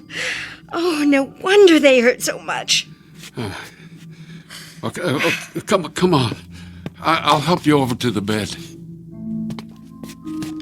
Careful, Will. Those creatures may be hiding somewhere in here. What do they look like? I couldn't get a real good look at them, but they were about the size of my hand. Sort of silvery, like upright lizards. And they move pretty fast. At least, once we showed them, they weren't welcome here. We've reached the bed, Will. All right. Now, you just lay down for a while. And forget about playing hero anymore. You can see where it gets you. Oh, okay, Will. I'll just lay here while them creatures take over. It's been a while since we had house guests anyway. You must be feeling better. Getting some of your old gumption back. Darn cantankerous old... What's that? I said if those creatures were the size of your hand, they should be pretty easy to... Oh! What's wrong? I stepped on something. Oh, piece of ceiling, most likely. I don't think so. Never felt anything like it. Hold it closer so I can see it. Will, this is what that creature was pointing at me. This is what gave me the blisters. Huh? Some kind of weapon? I wonder how it works. Don't shake it. What if it... What's it doing? I don't know. Shut it off. I don't know how. Drop it. Will, drop it. Don't touch it again, Will. You don't need to worry about that. In fact, let's make certain nobody touches it again.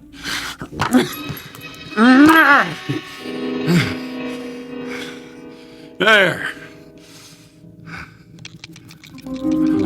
Martha. What? One of them creatures. I think I heard it running across the floor. Where? Sounded like it was heading toward the back of the house. What's going on? Where are you going? To get us something to defend ourselves with. I told you, you need to lay down. Here, I got you the shovel. I can't see the little buggers. How am I supposed to use this on them? Just swing it at anything that makes that beeping sound. I'm going to use this hoe to try and flush those creatures out.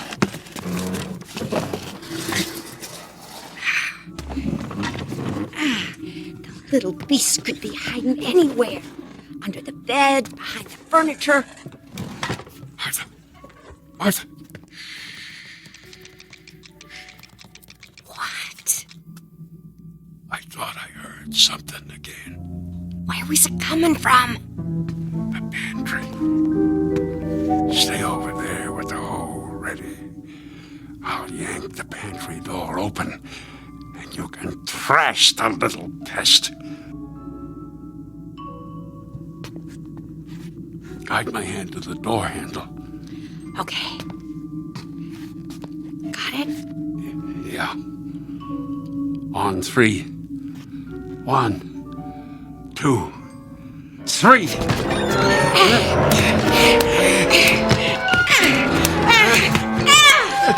Did you get it? Martha, did you get it? No! Nothing there! I beat the tar out of this sack of grain, though. Would have sworn one of those things was in there. We'd better throw this sack outside before it spills all over the floor. Put your shovel down and pick this thing up for me, will you? It's right over here.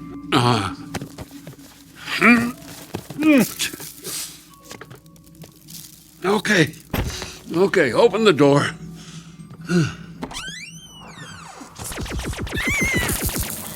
It's at the door. Throw the sack at it. You missed. Well, what did you expect? I'm blind. Close the door, quick. Oh, it's like it was waiting there for us right behind the door. There. hear that? The other one must be in here. Where did it sound like it was heading? The bedroom. Where are you going? To flush out that little devil.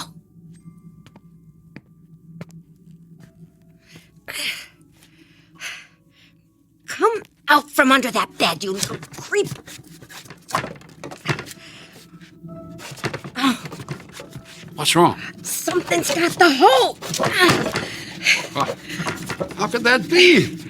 I thought you said it was small. Can't get it loose. Here, let me help. No, I've got it.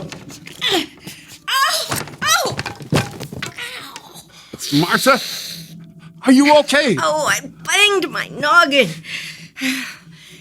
But I'm all right. I'm all right otherwise. I told you to stop playing hero. Darn stubborn old... What's that? I said, take my hand. Getting too old for this. Was it one of them things that grabbed the hole? Nah, I don't think so. I hate to admit it. I just got it snagged on the bed frame. You need something shorter. Can't keep swinging that big hole around in this little room. What should I use? Well, how about that knife I just sharpened to a razor's edge? Yeah, I'll go get it. Careful, Martha. Don't want your ankle giving out on you again. My ankle's the least of our problems. If we can... Oh, Will! The knife! It's gone. Did you put it back in the knife rack? Of course I did. Don't you remember? We were standing here arguing about how you didn't want to use the axe. Ah! Will, behind you. Behind me? The eyes in the back of my head never worked. I'll get the hoe and knock it out the window. Oh!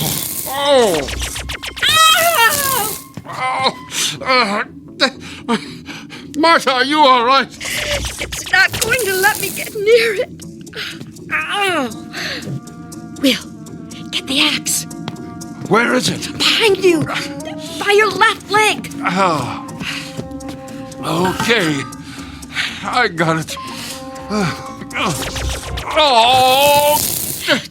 Listen to me, Will. Listen. You have to swing that axe when I tell you to.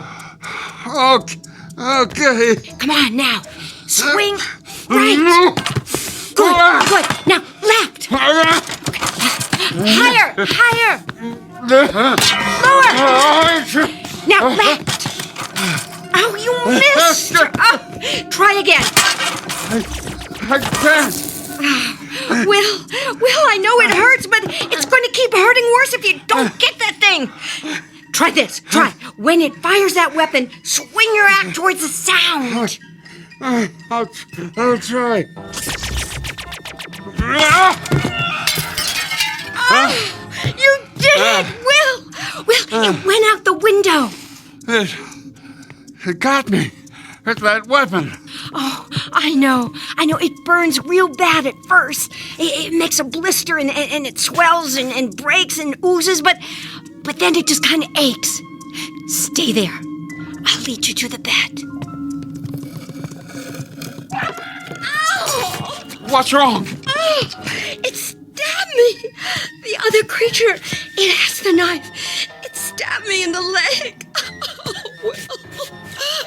It's bleeding. It's bleeding something awful. Can you get to the bed? I think so. Yeah, tear up part of the bed sheet to use as a bandage. Oh, it's on me. Will. Martha! Get off, you little demon. Get off. What happened? Where is it? I threw it across the room. It ran off. It jumped on me, Will. It just came out of nowhere. Are you all right? No, I'm not all right. Oh, this is never going to end. What are you doing? Tearing up the bed sheet to bandage my leg. Then I'm gonna get the axe myself. It's time. Time to kill a couple of uninvited guests.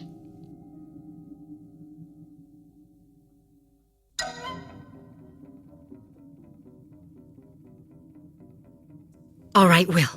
I've got the axe. Put it down, Martha. You'll hurt yourself. I'm not putting it down until those little hellions are dead. Martha, did you hear that? What is it? One of them?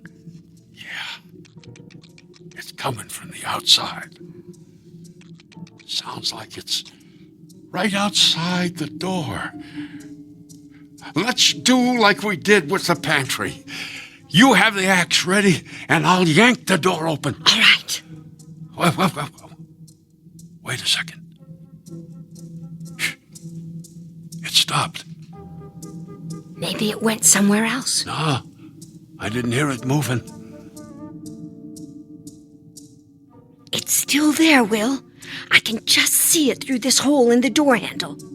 You know, the one you said you fixed? Oh, save the nagging till after we've done away with that little terror. Just get the axe ready. I'll feel for the door handle. I'm ready. On 3.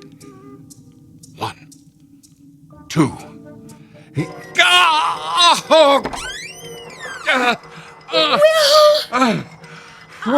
What did I grab? That little savage stuck the knife through the hole. You grabbed the blade instead of the door handle.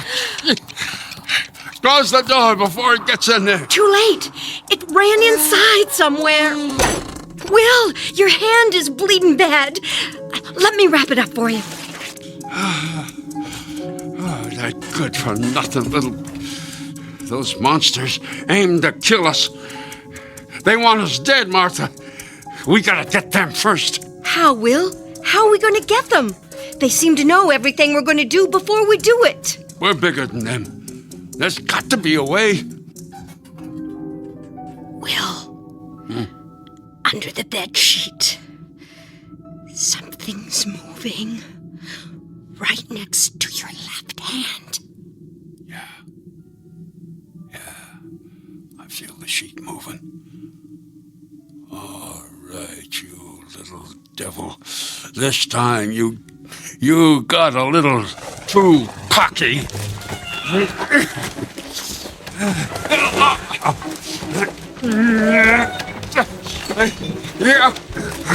You got it. You got it. Yeah, but it's not giving up a lot of fight. Wrap it up in the bed sheet. You've almost got it, Will.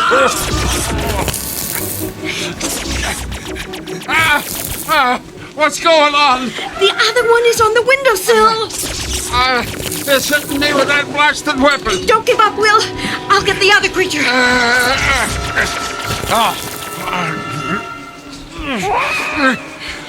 I got it. I got it, Will. I shoved it out the window. I think I got this one trapped in the bed sheet. Look out, Will. Look out. It's cutting through the sheet with a knife. I'll try and grab the blade. No. Oh, you'll get sliced up. It's all right. Just try and hold it steady. I'll grab the handle from the back of the knife. I got a hold of it. Try and pull it away. I think if I pull it... Oh, come on, you little monster. Let go. Got it. Now, to finish off this little devil. Look out, Will. It's trying to get out through the hole in the bedsheet.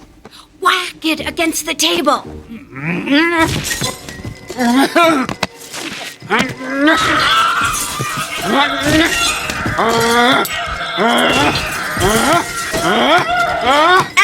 That's enough, Will. I think you got it. You sure? Yeah. Reckon it can't get any more dead. What are you gonna do with it? Looks like we got meat for our stew. We'll skin it later, along with its little friends. Yeah, burying seems too good for them. What'd you do with the other one? Pushed it out the window. With your bare hands? Yep. Oh, reckon you can see the things around here. Reckon we both can. How's your ankle? Which one? The one that I twisted or the one that got stabbed? Sorry I asked. How's your hand feel? About like it should, after losing a fight with the business end of a knife. Suppose we won't forget this night anytime soon. If we survive it. Oh, we'll survive.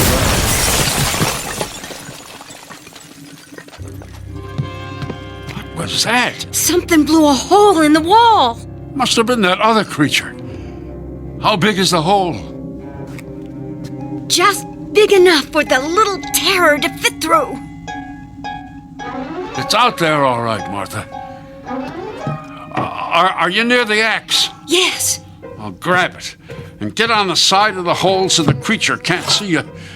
I'll try to lure the little menace in here. As soon as it steps inside, hack it up into little pieces. All right. I'm ready. Okay. Come and get me now, you little troublemaker. I'm right here waiting for you. Why isn't he coming in? I don't know. Wait. Maybe it's deaf. What are you doing with that dead creature? Don't see. Just get ready with that axe. I'll use it as bait. All right, you holy terror. You think we're playing games? Take a look at what we did to your pal. That gets your blood boiling? Now come in here and fight.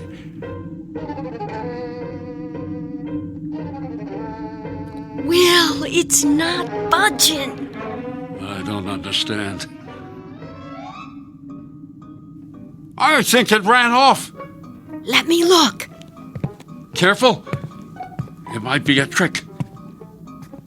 No, it's gone. I'm hearing something. Me too. I think it's climbing up the trellis. Come on, you can knock it off there with the shovel. No, wait. Now it's on the roof. Speedy little rascal. Think it's planning something? Maybe getting more weapons from that thing that came in? Suppose we better not wait to find out. Grab the axe, Martha. We're going up on the roof to finish that thing off. I better go up first so I can look around.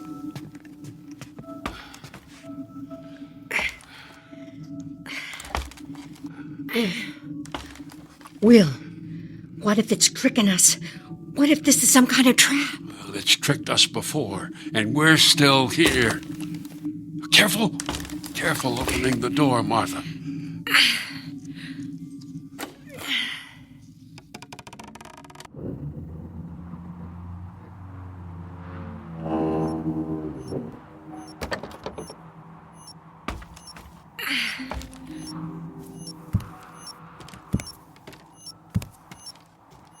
You see anything?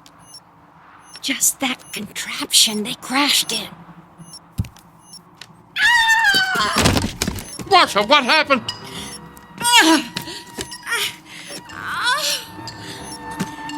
That little monster, he tied a wire around the chimney and tripped me. Come on, I'll help you. Lean on me. I sprained my other ankle. Oh, it hurts so much. Grab hold of my arm. It won't support my weight. All right, stay there. Where'd that little demon go? Inside that contraption. What's that noise? It's the door on that thing. It's closing.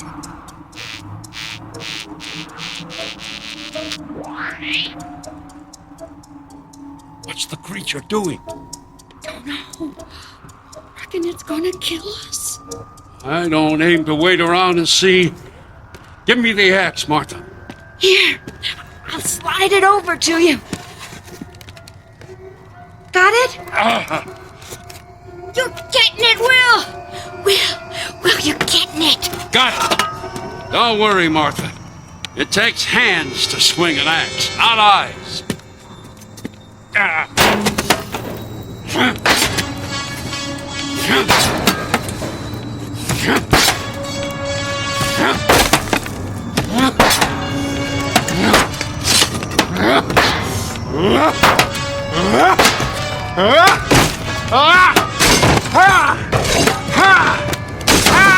Will! Stop!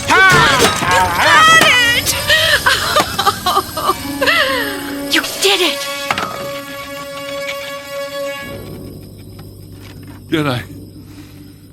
Did I stop it? Stop it! Oh, you should see what you did to that contraption.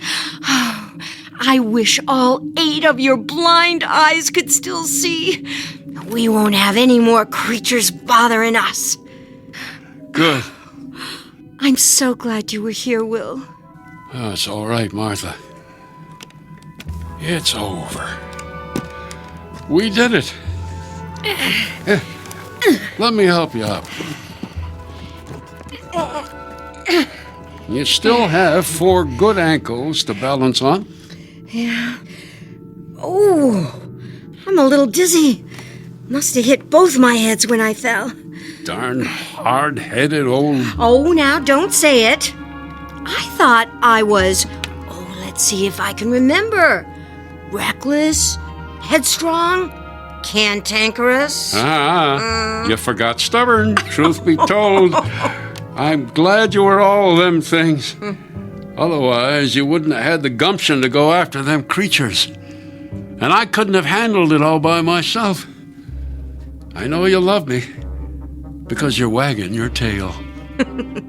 Come on, I'll help you down the ladder. Will, where do you think they came from? I don't know. Must be someplace where folks are used to hurting each other. Someplace where they'd rather fight than get to know folks who aren't like them. I hope it's someplace far from here.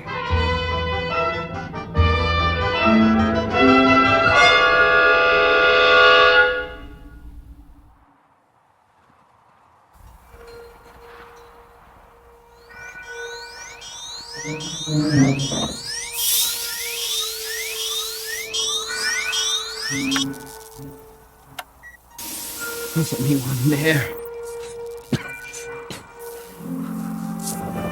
We have encountered an incredible race of hideous giant creatures. This is the final transmission of the United States Air Force Space Probe 1.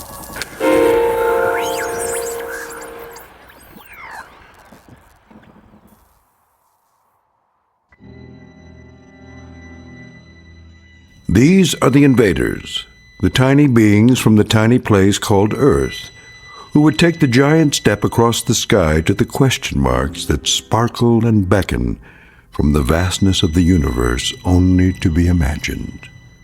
The invaders, who discovered that the instinct to survive extends far beyond Earth's atmosphere.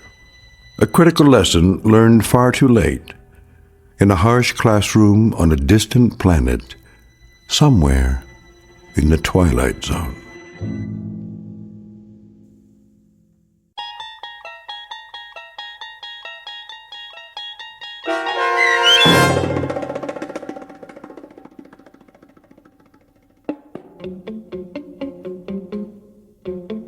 The Invaders, starring Kathy Garver with Stacy Keach as your narrator, was written for The Twilight Zone by Richard Matheson and adapted for radio by Barry Rickard. Heard in the cast were Tony Makis and Joby Cerny. The producers of The Twilight Zone wish to thank CBS Enterprises and the Rod Serling Estate for making this series possible. This copyrighted radio series is produced by Carl Amari and directed by Joby Cerny for Falcon Picture Group. Sound design, custom Foley effects, recording, and editing are done in the Cerny American Sound to Picture Theater by sound designers Bob Benson, Todd Beyer, Tim Cerny, and Craig Lee. To learn more about the Twilight Zone radio dramas and to contact us, visit our official website at twilightzoneradio.com. Doug James speaking.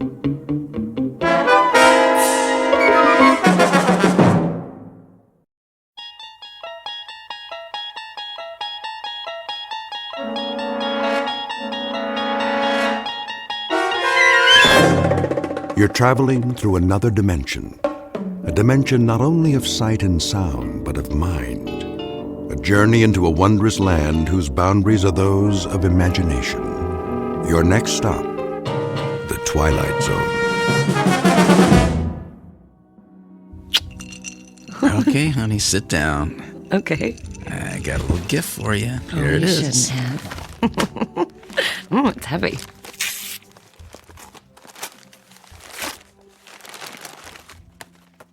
Like it? Well, it's a cookbook. Happy birthday, Susan. It's a cookbook. Well, I thought your cooking could stand some improvement, you know. Oh, that's real nice. Well, come on, aren't you going to look inside? Oh, now that's more like it. Well, I'm not good at buying jewelry on my own. I had to guess the size of the ring. Think it'll fit? It's a little snug. I can get it resized. Do you have the receipt? Is that important? Kind of. Think of it as Exhibit A, Officer Sternwood. Right. I'll try to remember what I did with it. In the meantime, I gotta go. Crime's not gonna fight itself. Oh, Paul, do you have to go? Look, I don't like it any more than you do, but I have to book leave in advance, and today kind of snuck up on me. And My birthday snuck up on you? that didn't come out the way I meant it to. I bet. Can't you call in sick? Yeah, they would definitely never suspect that. Look, keep yourself occupied for a few hours. I kept the pages I cut out of that cookbook. Maybe you could read through them. I will be back tonight. And then we will celebrate properly. You better, officer. Okay, I'm coming in. Putting the gun away. No gun. Everything's gonna be okay.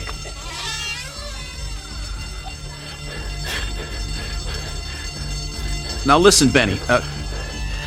Can I call you Benny? Look, I know you're not angry at these people.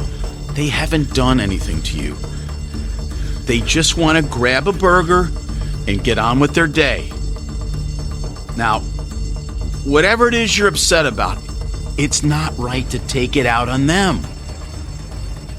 Now, you're the one with the gun. You can do whatever you want. And I believe you are a decent man. You don't really want to hurt anybody. Look, we all just want to go home. You, them, me. Especially me. My wife's already mad at me for working on her birthday. And if I'm late for dinner, she's gonna kill me.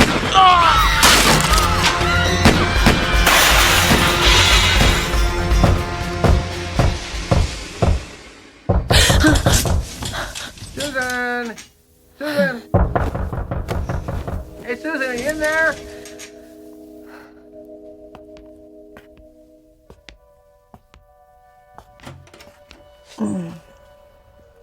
Oscar, what's the matter? Susan, your paper? It was on the porch. It looks like it might rain, and, well, I didn't want it to get wet. So, are you okay, Susan? Wow, you look awful. Oh, I was just... I overslept. Had a bad dream. Oh, man. Well, about Paul again? How do you know about that? Well, you told me. You know, on our date. We had one drink together, Oscar. That doesn't constitute a date. Well, maybe it should. Oscar, please don't do this. Look, Susan, Paul's been dead, what, 3 years now? 2 years, Oscar. Susan, we've all lost someone special to us. Oscar, I'm sorry about your mother. From what you've told me, she sounds like she was a lovely woman. Oh, she was. Yeah, she was everything to me. But I really think that... Hey, is that the phone ringing? I I don't hear anything. Oh, yeah, that is definitely my phone. You better get inside before it rains. Bye now.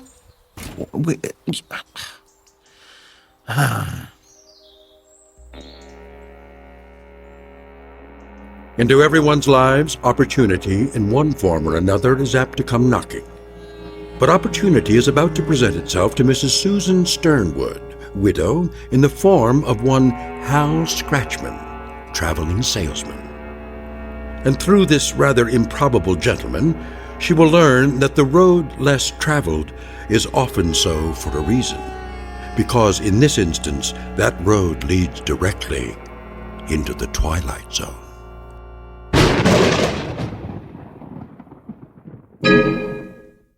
And now, The Twilight Zone and our story, The Time of Your Life, starring John Rhys Davies, with Stacy Keach as your narrator.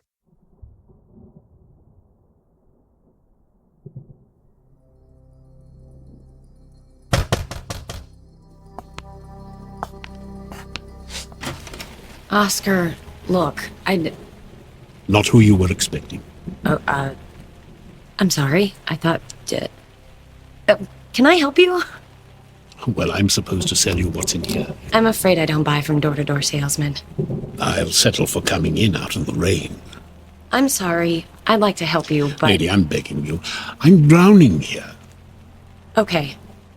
Just for a minute. But I'm not buying anything. Understood.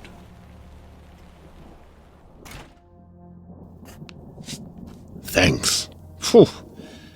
Can't get used to the weather in this city. Oh? Not from around here?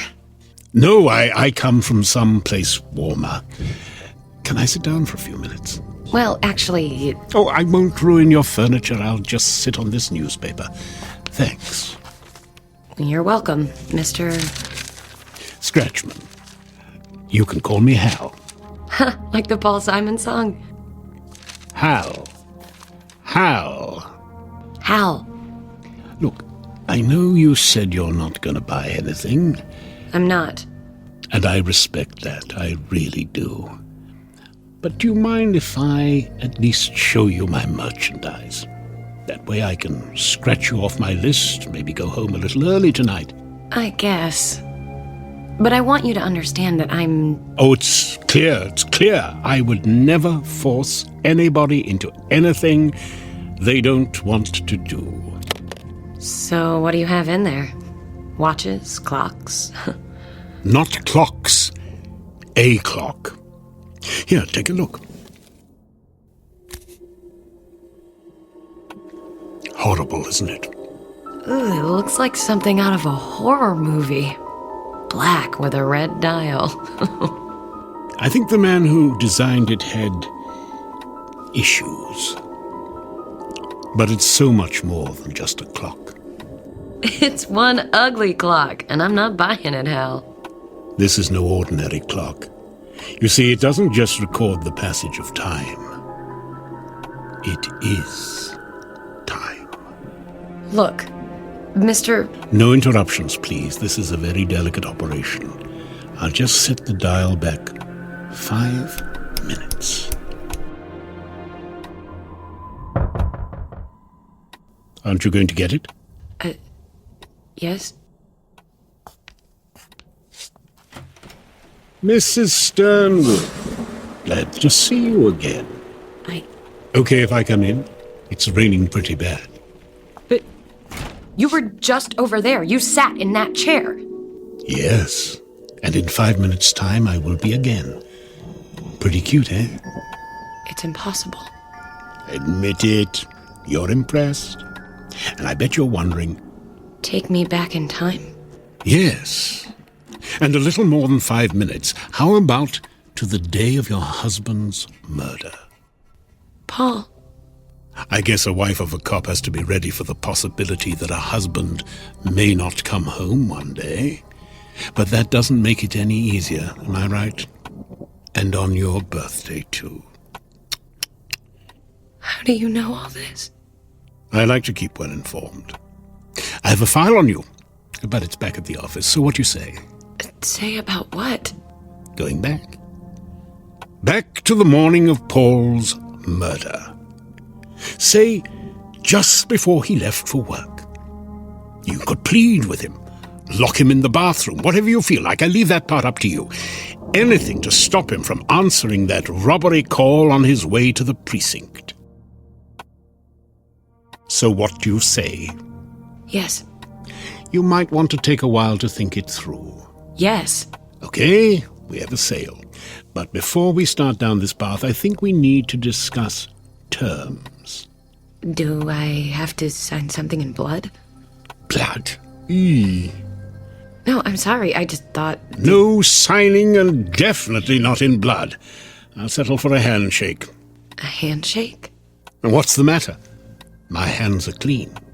Oh, no, it's fine. A handshake is fine. Then put her there, partner. All right. Fine, good. There. What next? Now we turn back the clock. Be seeing you, Susan.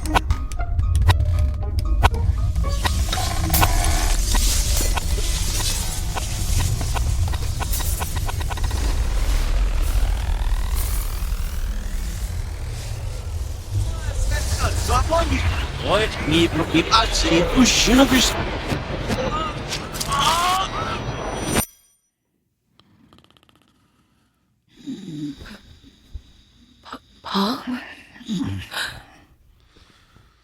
Paul? Oh. What is it, honey? Was I snoring again? No. No, you weren't snoring. So what's the matter? Nothing's the matter. Nothing at all. You're fine, Paul. Everything's fine.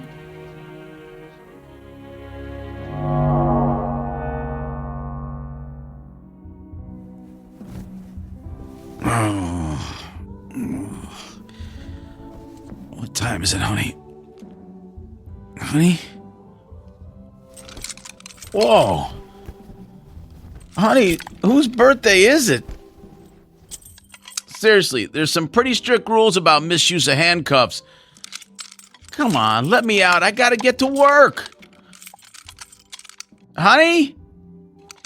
Susan? Honey? Mm-hmm. Susan? Now, hopefully it's just a 24-hour virus. Paul was throwing up all night. I really don't think he's fit for duty today. Susan? Okay, I'll tell him. Oh, and if you could pass the word on to Captain Roberts. Oh, thanks, Mike.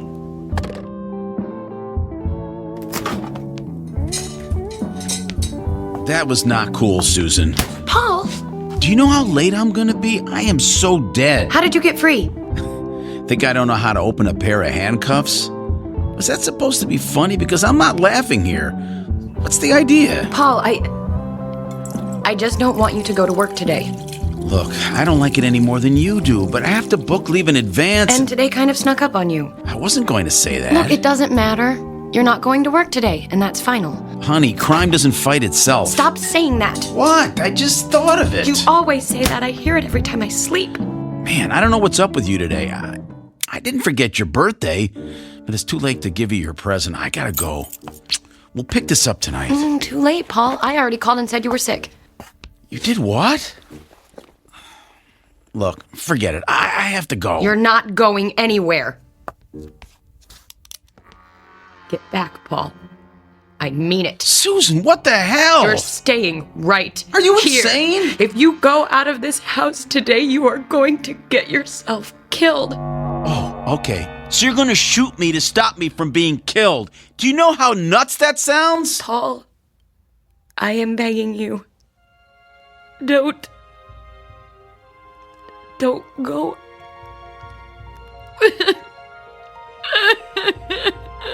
Hey, honey, look, it's okay. I'll call in sick. No, come on. Now put that down. And we can open your birthday present. Oh, Paul. Oh, thank you. Thank you. All right, now, I have to explain. The present is kind of a joke, so don't get mad.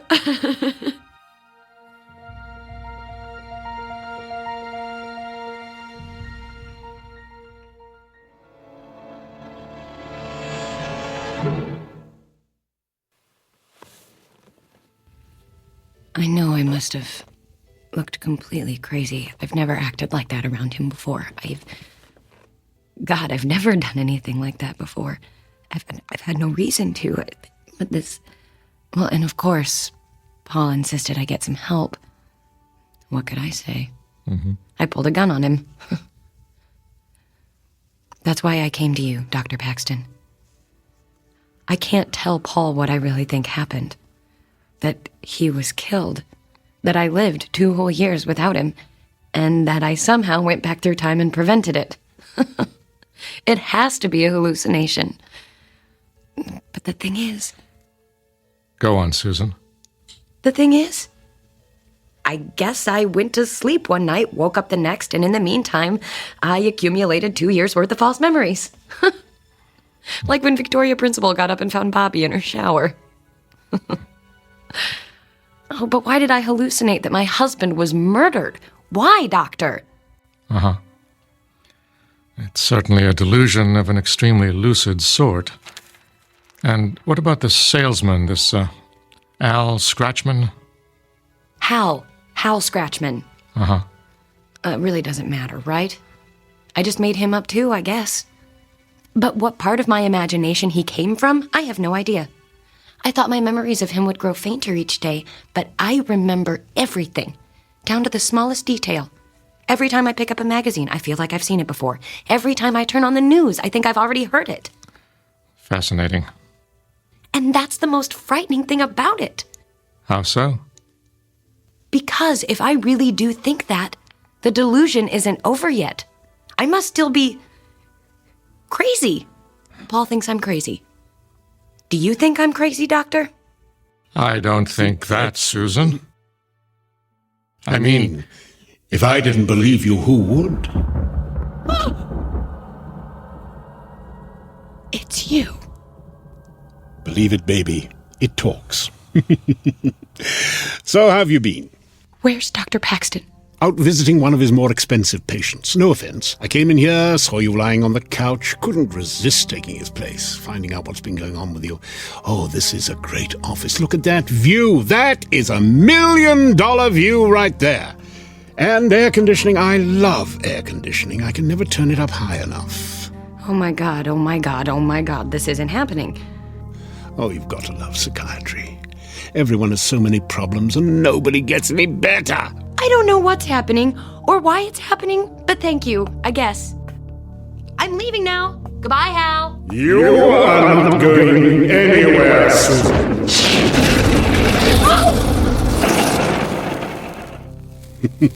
You like that? Sorry, did I send you a little then? I don't often do the fire-breathing thing anymore. It's hell on the lungs. Okay, I believe you. You're the devil. You can still call me Hal. I like to keep things informal, but at least we understand each other. I'm the devil, and you made a deal with the devil. But what is puzzling you is the nature of my game.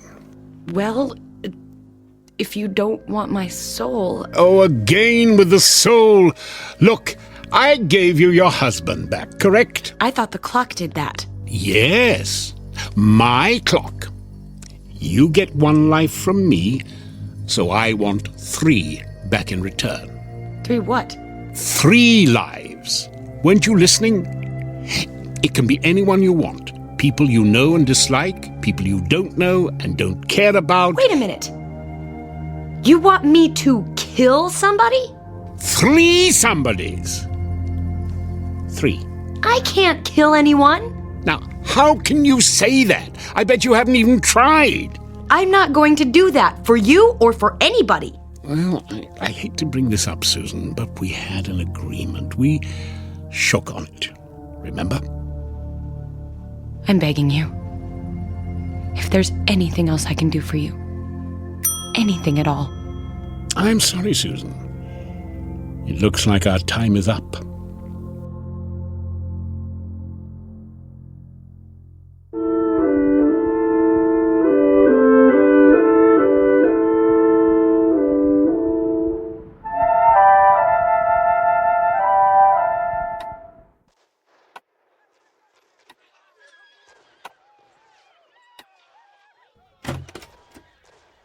Hi, honey, you're home. Paul! I wasn't expecting you back so soon. Why? Do you have plans? Of course not. You okay? You seem a little jumpy. I'm just cold. So, how was your session with Dr. Paxton? Fine. Same as ever. Are we eating out, ordering in, or what? I thought we could. Paul, where did that come from? Where did what come from? Oh, the clock. Hey, pretty cool, huh? Paul, where did you get that? Oscar found it. Oscar? Yeah, he stopped by, wanted to borrow my power drill. I said it was somewhere in the basement and he could help himself. Half an hour later, he came back up with the drill and this. Isn't it neat? I don't like it. Yeah, it's a little odd looking at first, sure, with all the black and the red dial, but... Paul, I just don't want it in the house. I want to get rid of it. Aw, do we have to? I really like it. Susan, what's the matter? It's so heavy. I can't budge it. Oh, come on. Here, let me try. Oh, sorry. Good thing that beer can was empty. Clock seems fine to me. You need to work out more. Paul, if you can move it, would you mind putting it back where you found it? Sure, I could, but I don't know. I just don't want to. I think it seems good right where it is, don't you think? Why, are you sorry you bought it? No. No, I'm not, Paul. Not for 1 second. All right, well, I'm going to get another beer. You want one? How about a coffee? Wow, living dangerously, huh? One coffee coming up. His fate is tied to the clock. He can't help himself. Hal, where are you? In here. Where? Over here. In the TV. What have you done to my husband? You mean apart from subverting the very nature of time and the universe in order to bring him back to life for you? Nothing. He can't understand why the clock's so important to him, but you can. I don't want that thing in my house. Sorry. Like the 3 lives thing, it's non-negotiable. I moved that clock before. Why can't I move it now? Because I don't want you to. I want it there as a reminder. We have a business arrangement. We could have handled this amicably, gone our separate ways, but no! You had to turn the murders of 3 people into a big deal! So now, I'm playing hardball. Time's running out, and so is my patience. Tick-tock, honey. Remember? Oh, Susan, sweetie, do you think you could change the channel? I think they're showing Ice Station Zebra over... Sorry, Hal. That is the end of our broadcast day. Coffee's up. Hey, why'd you turn off the TV? Bad for your eyes. Let's listen to the radio. That was 3 is the magic number. And that goes out to Susan On second thought, let's go out. I'm hungry.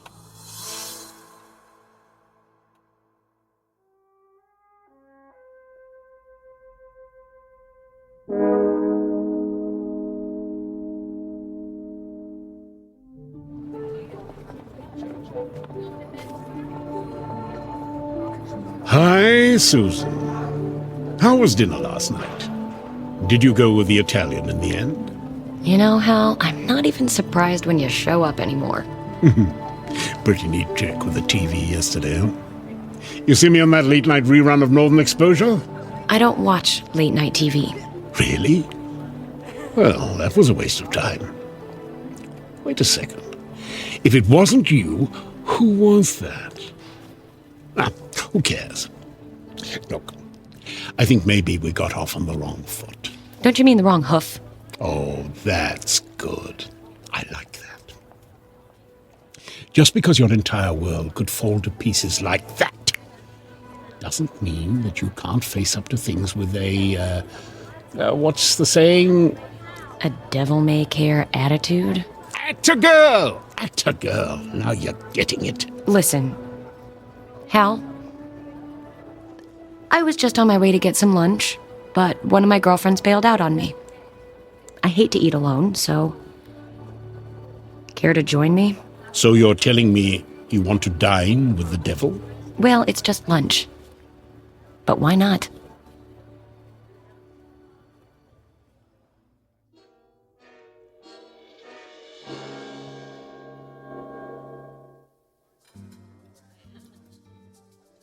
Are you ready to order? Oh, I'll have the special. And for you, sir? Do you have any of that soup? The one you serve cold? Oh, gazpacho. I'll have that. Anything to drink? Nothing for me. Yes, something with a lot of ice. Okay. Forget the drink, just bring me a glass full of ice. Just ice. Uh-huh. Come on, minimum wage, hop to it. That wasn't nice. All part of the service. So have you given it any more thought? You mean, who should I kill for you? Hey, you know who's good? The homeless.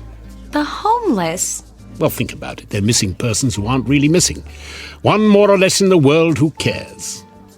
I mean, it's not like anyone's keeping score. Don't you think those poor people have suffered enough? I'm the devil! I don't think anyone's suffered enough. And please don't try to pretend you care, Susan. I always give to the homeless. What do you want me to say? Good for you? I'm not in the good-for-you business. Have you ever thought it might be a blessed release for some of them? I doubt you're in the blessed release business either, Hal. Your ice, sir. If I found out you spat in this, there's going to be hell to pay. There's just one thing you guys have to do to be happy. Just one. Be nice to each other. And that's all. But no, you can't do it. I don't know why. I chalk it up to some sort of design flaw. But that's how you people are wired, I guess. And by people, I mean all people, everywhere, even the Swiss. What's different about the Swiss? Nothing. That's the point I'm trying to make. Keep up, darling. The way I see it, you needed someone to pin it all on, someone to take responsibility for all the badness. You needed me. You wished for me. You created me. Can I call you Mum? Under no circumstances. There. Now you know. I never told anybody that before. Why? Nobody ever asked me. They're all too worried about their own problems. Not me. Then you're dumber than you look. I like to hear you talk. I mean, really talk. And they say confession is good for the soul. No. We never use the S word at the dinner table. You know, Hal, you're really not such a bad guy. Don't be spreading that around. I've got a reputation to uphold. Hey! Can I get a little service here? My stomach thinks my throat's been cut. Hal. What? I'm hungry.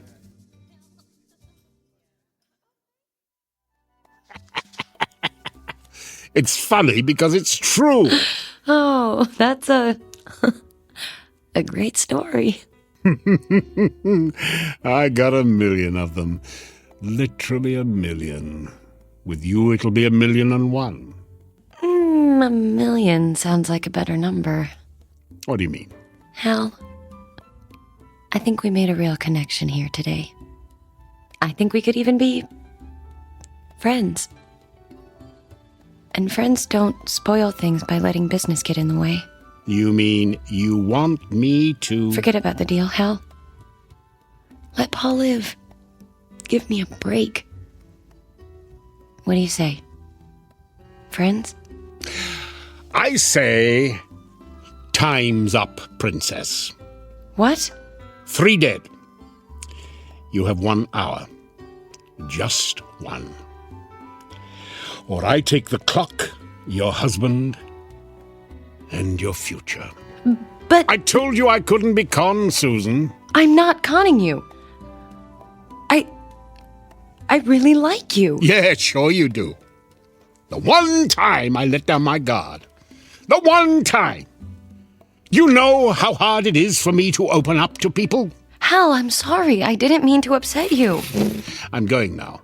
I hope you'll understand if I don't pick up the check. And if there is a shred of decency in you, you won't touch my lemon sorbet when it arrives. Hal, are you crying? No. I just have some brimstone in my eye. I have to go.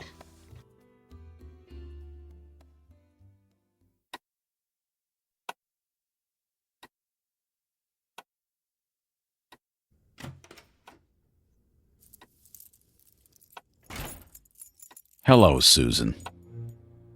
Paul. Do you even go to work anymore? Who is he, Susan? Who is who? Paul, what are you talking about? Don't pretend you don't know what I'm talking about, okay? Just don't do it. I'm not pretending.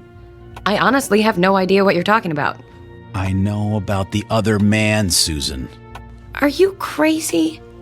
There is no other man. Oscar told me all about him. Oh. He's seen the two of you together. He's heard you talking. And you believe him, Oscar? Come on, Paul, I thought you were smarter than that. All right, deny you had lunch with him today. Yeah. Look, it's nothing, okay? It's nothing. Then who is he? I can't tell you that. Why not? It's complicated. How complicated can it be? You have no idea. Then why don't you uncomplicate it for him, Susie? What the hell? Hal, what are you doing here? You never called. And after I gave you my number. You're out of ice cream, by the way. Is this him? Are you him? I'm him. Or do I mean I am he? Grammar. Paul, it's not what you think. This man, Mr. Scratchman Hal, he's a traveling salesman. He came to my door one day. It was raining, so I let him in. Oh, so you're kidding me, right? No, he was selling clocks. Or a clock. The clock over there. I bought it, and that's all. Do you think that's all, Paul? If that's all, why is he here now? How did he let himself in? Did you give him a key? No! See? Always thinking. Natural-born cop. Suspicious, too. I like that about him. We could do business sometime. Go to hell. Not until I'm done here. And you, Susan, you're a real disappointment to me. What is he talking about? Is he crazy? He's the devil, Paul. The Are you crazy? Now, don't make me do the fire breath thing twice in 1 week. It's a real killer.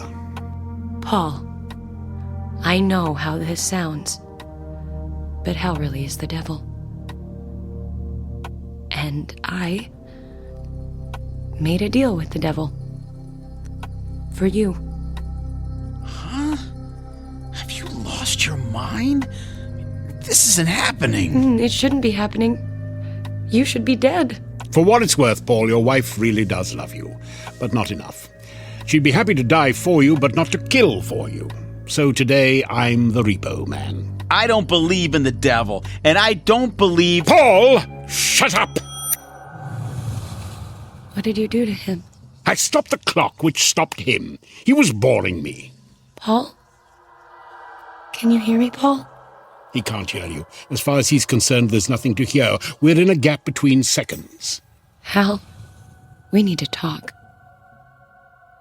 I need you to understand. It's too late, Susan. You're out of time. I'm out of patience. We both know that you'll never give me those 3 lives. You're right. There's nothing I can say to you, is there? Anything that you could say that I'd want to hear would just be a lie, wouldn't it? I guess so. Just take the clock and go, Hal. Will I ever see you again? Probably not. Good. Now do what you have to do. I can't take this anymore. Do you just turn the hands forward again, or... Something a little more final. Bye, Susan. Bye, Hal. Be good. Fat chance.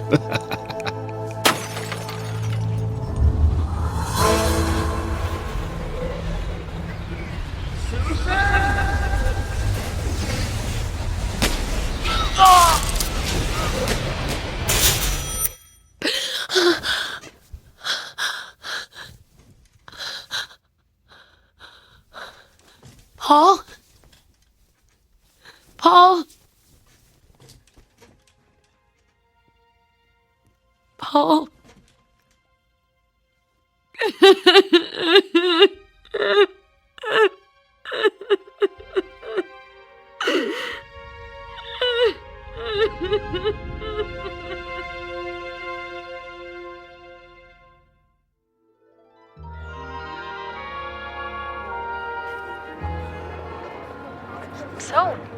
have you been?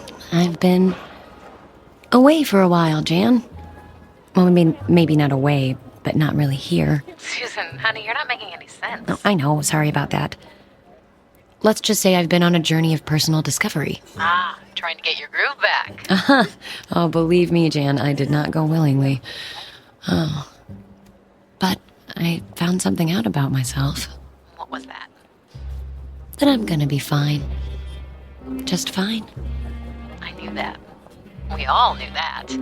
But what I really want to know is, did you meet any men on this personal journey of yours? Oh, Oh, look, I'll be there in half an hour. I'll tell you all about it when I see you, okay? Okay, you'd better. Or I'll tell you as much as I can.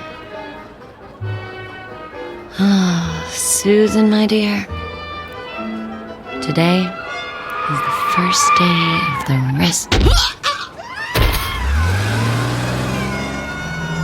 Oh, God! He hit her! I don't believe it, he just hit her! Oh, my. Oh, my. I can't believe I really did it. You did fine, Oscar. Just fine. You've only got 2 more to go, so let's get moving. Tick-tock, Oscar. Tick-tock. Okay, just tell me I'm doing the right thing. Oh, it is the right thing, Oscar. Remember, you're doing this for your mother. That's right. I did it for Mom. I did it for Mom.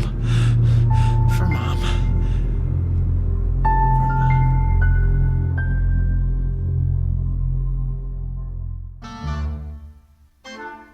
A word to the wary. If you should happen to receive a visit from a man who makes you an offer that seems too good to be true, don't even think twice.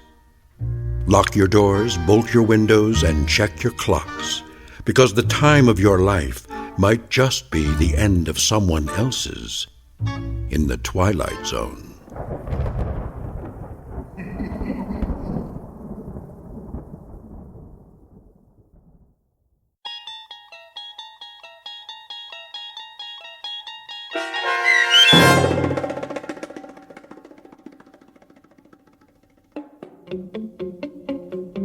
The Time of Your Life, starring John Rhys Davies with Stacy Keach as your narrator, was written for The Twilight Zone by Matthew Elliott. Heard in the cast were Anne Sonneville, Jeff Lupetin, Joby Cerny, David Darlow, Saskia Volkers, and Patrick Francis.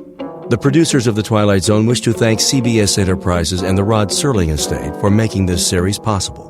This copyrighted radio series is produced by Carl Amari and directed by Joby Cerny for Falcon Picture Group.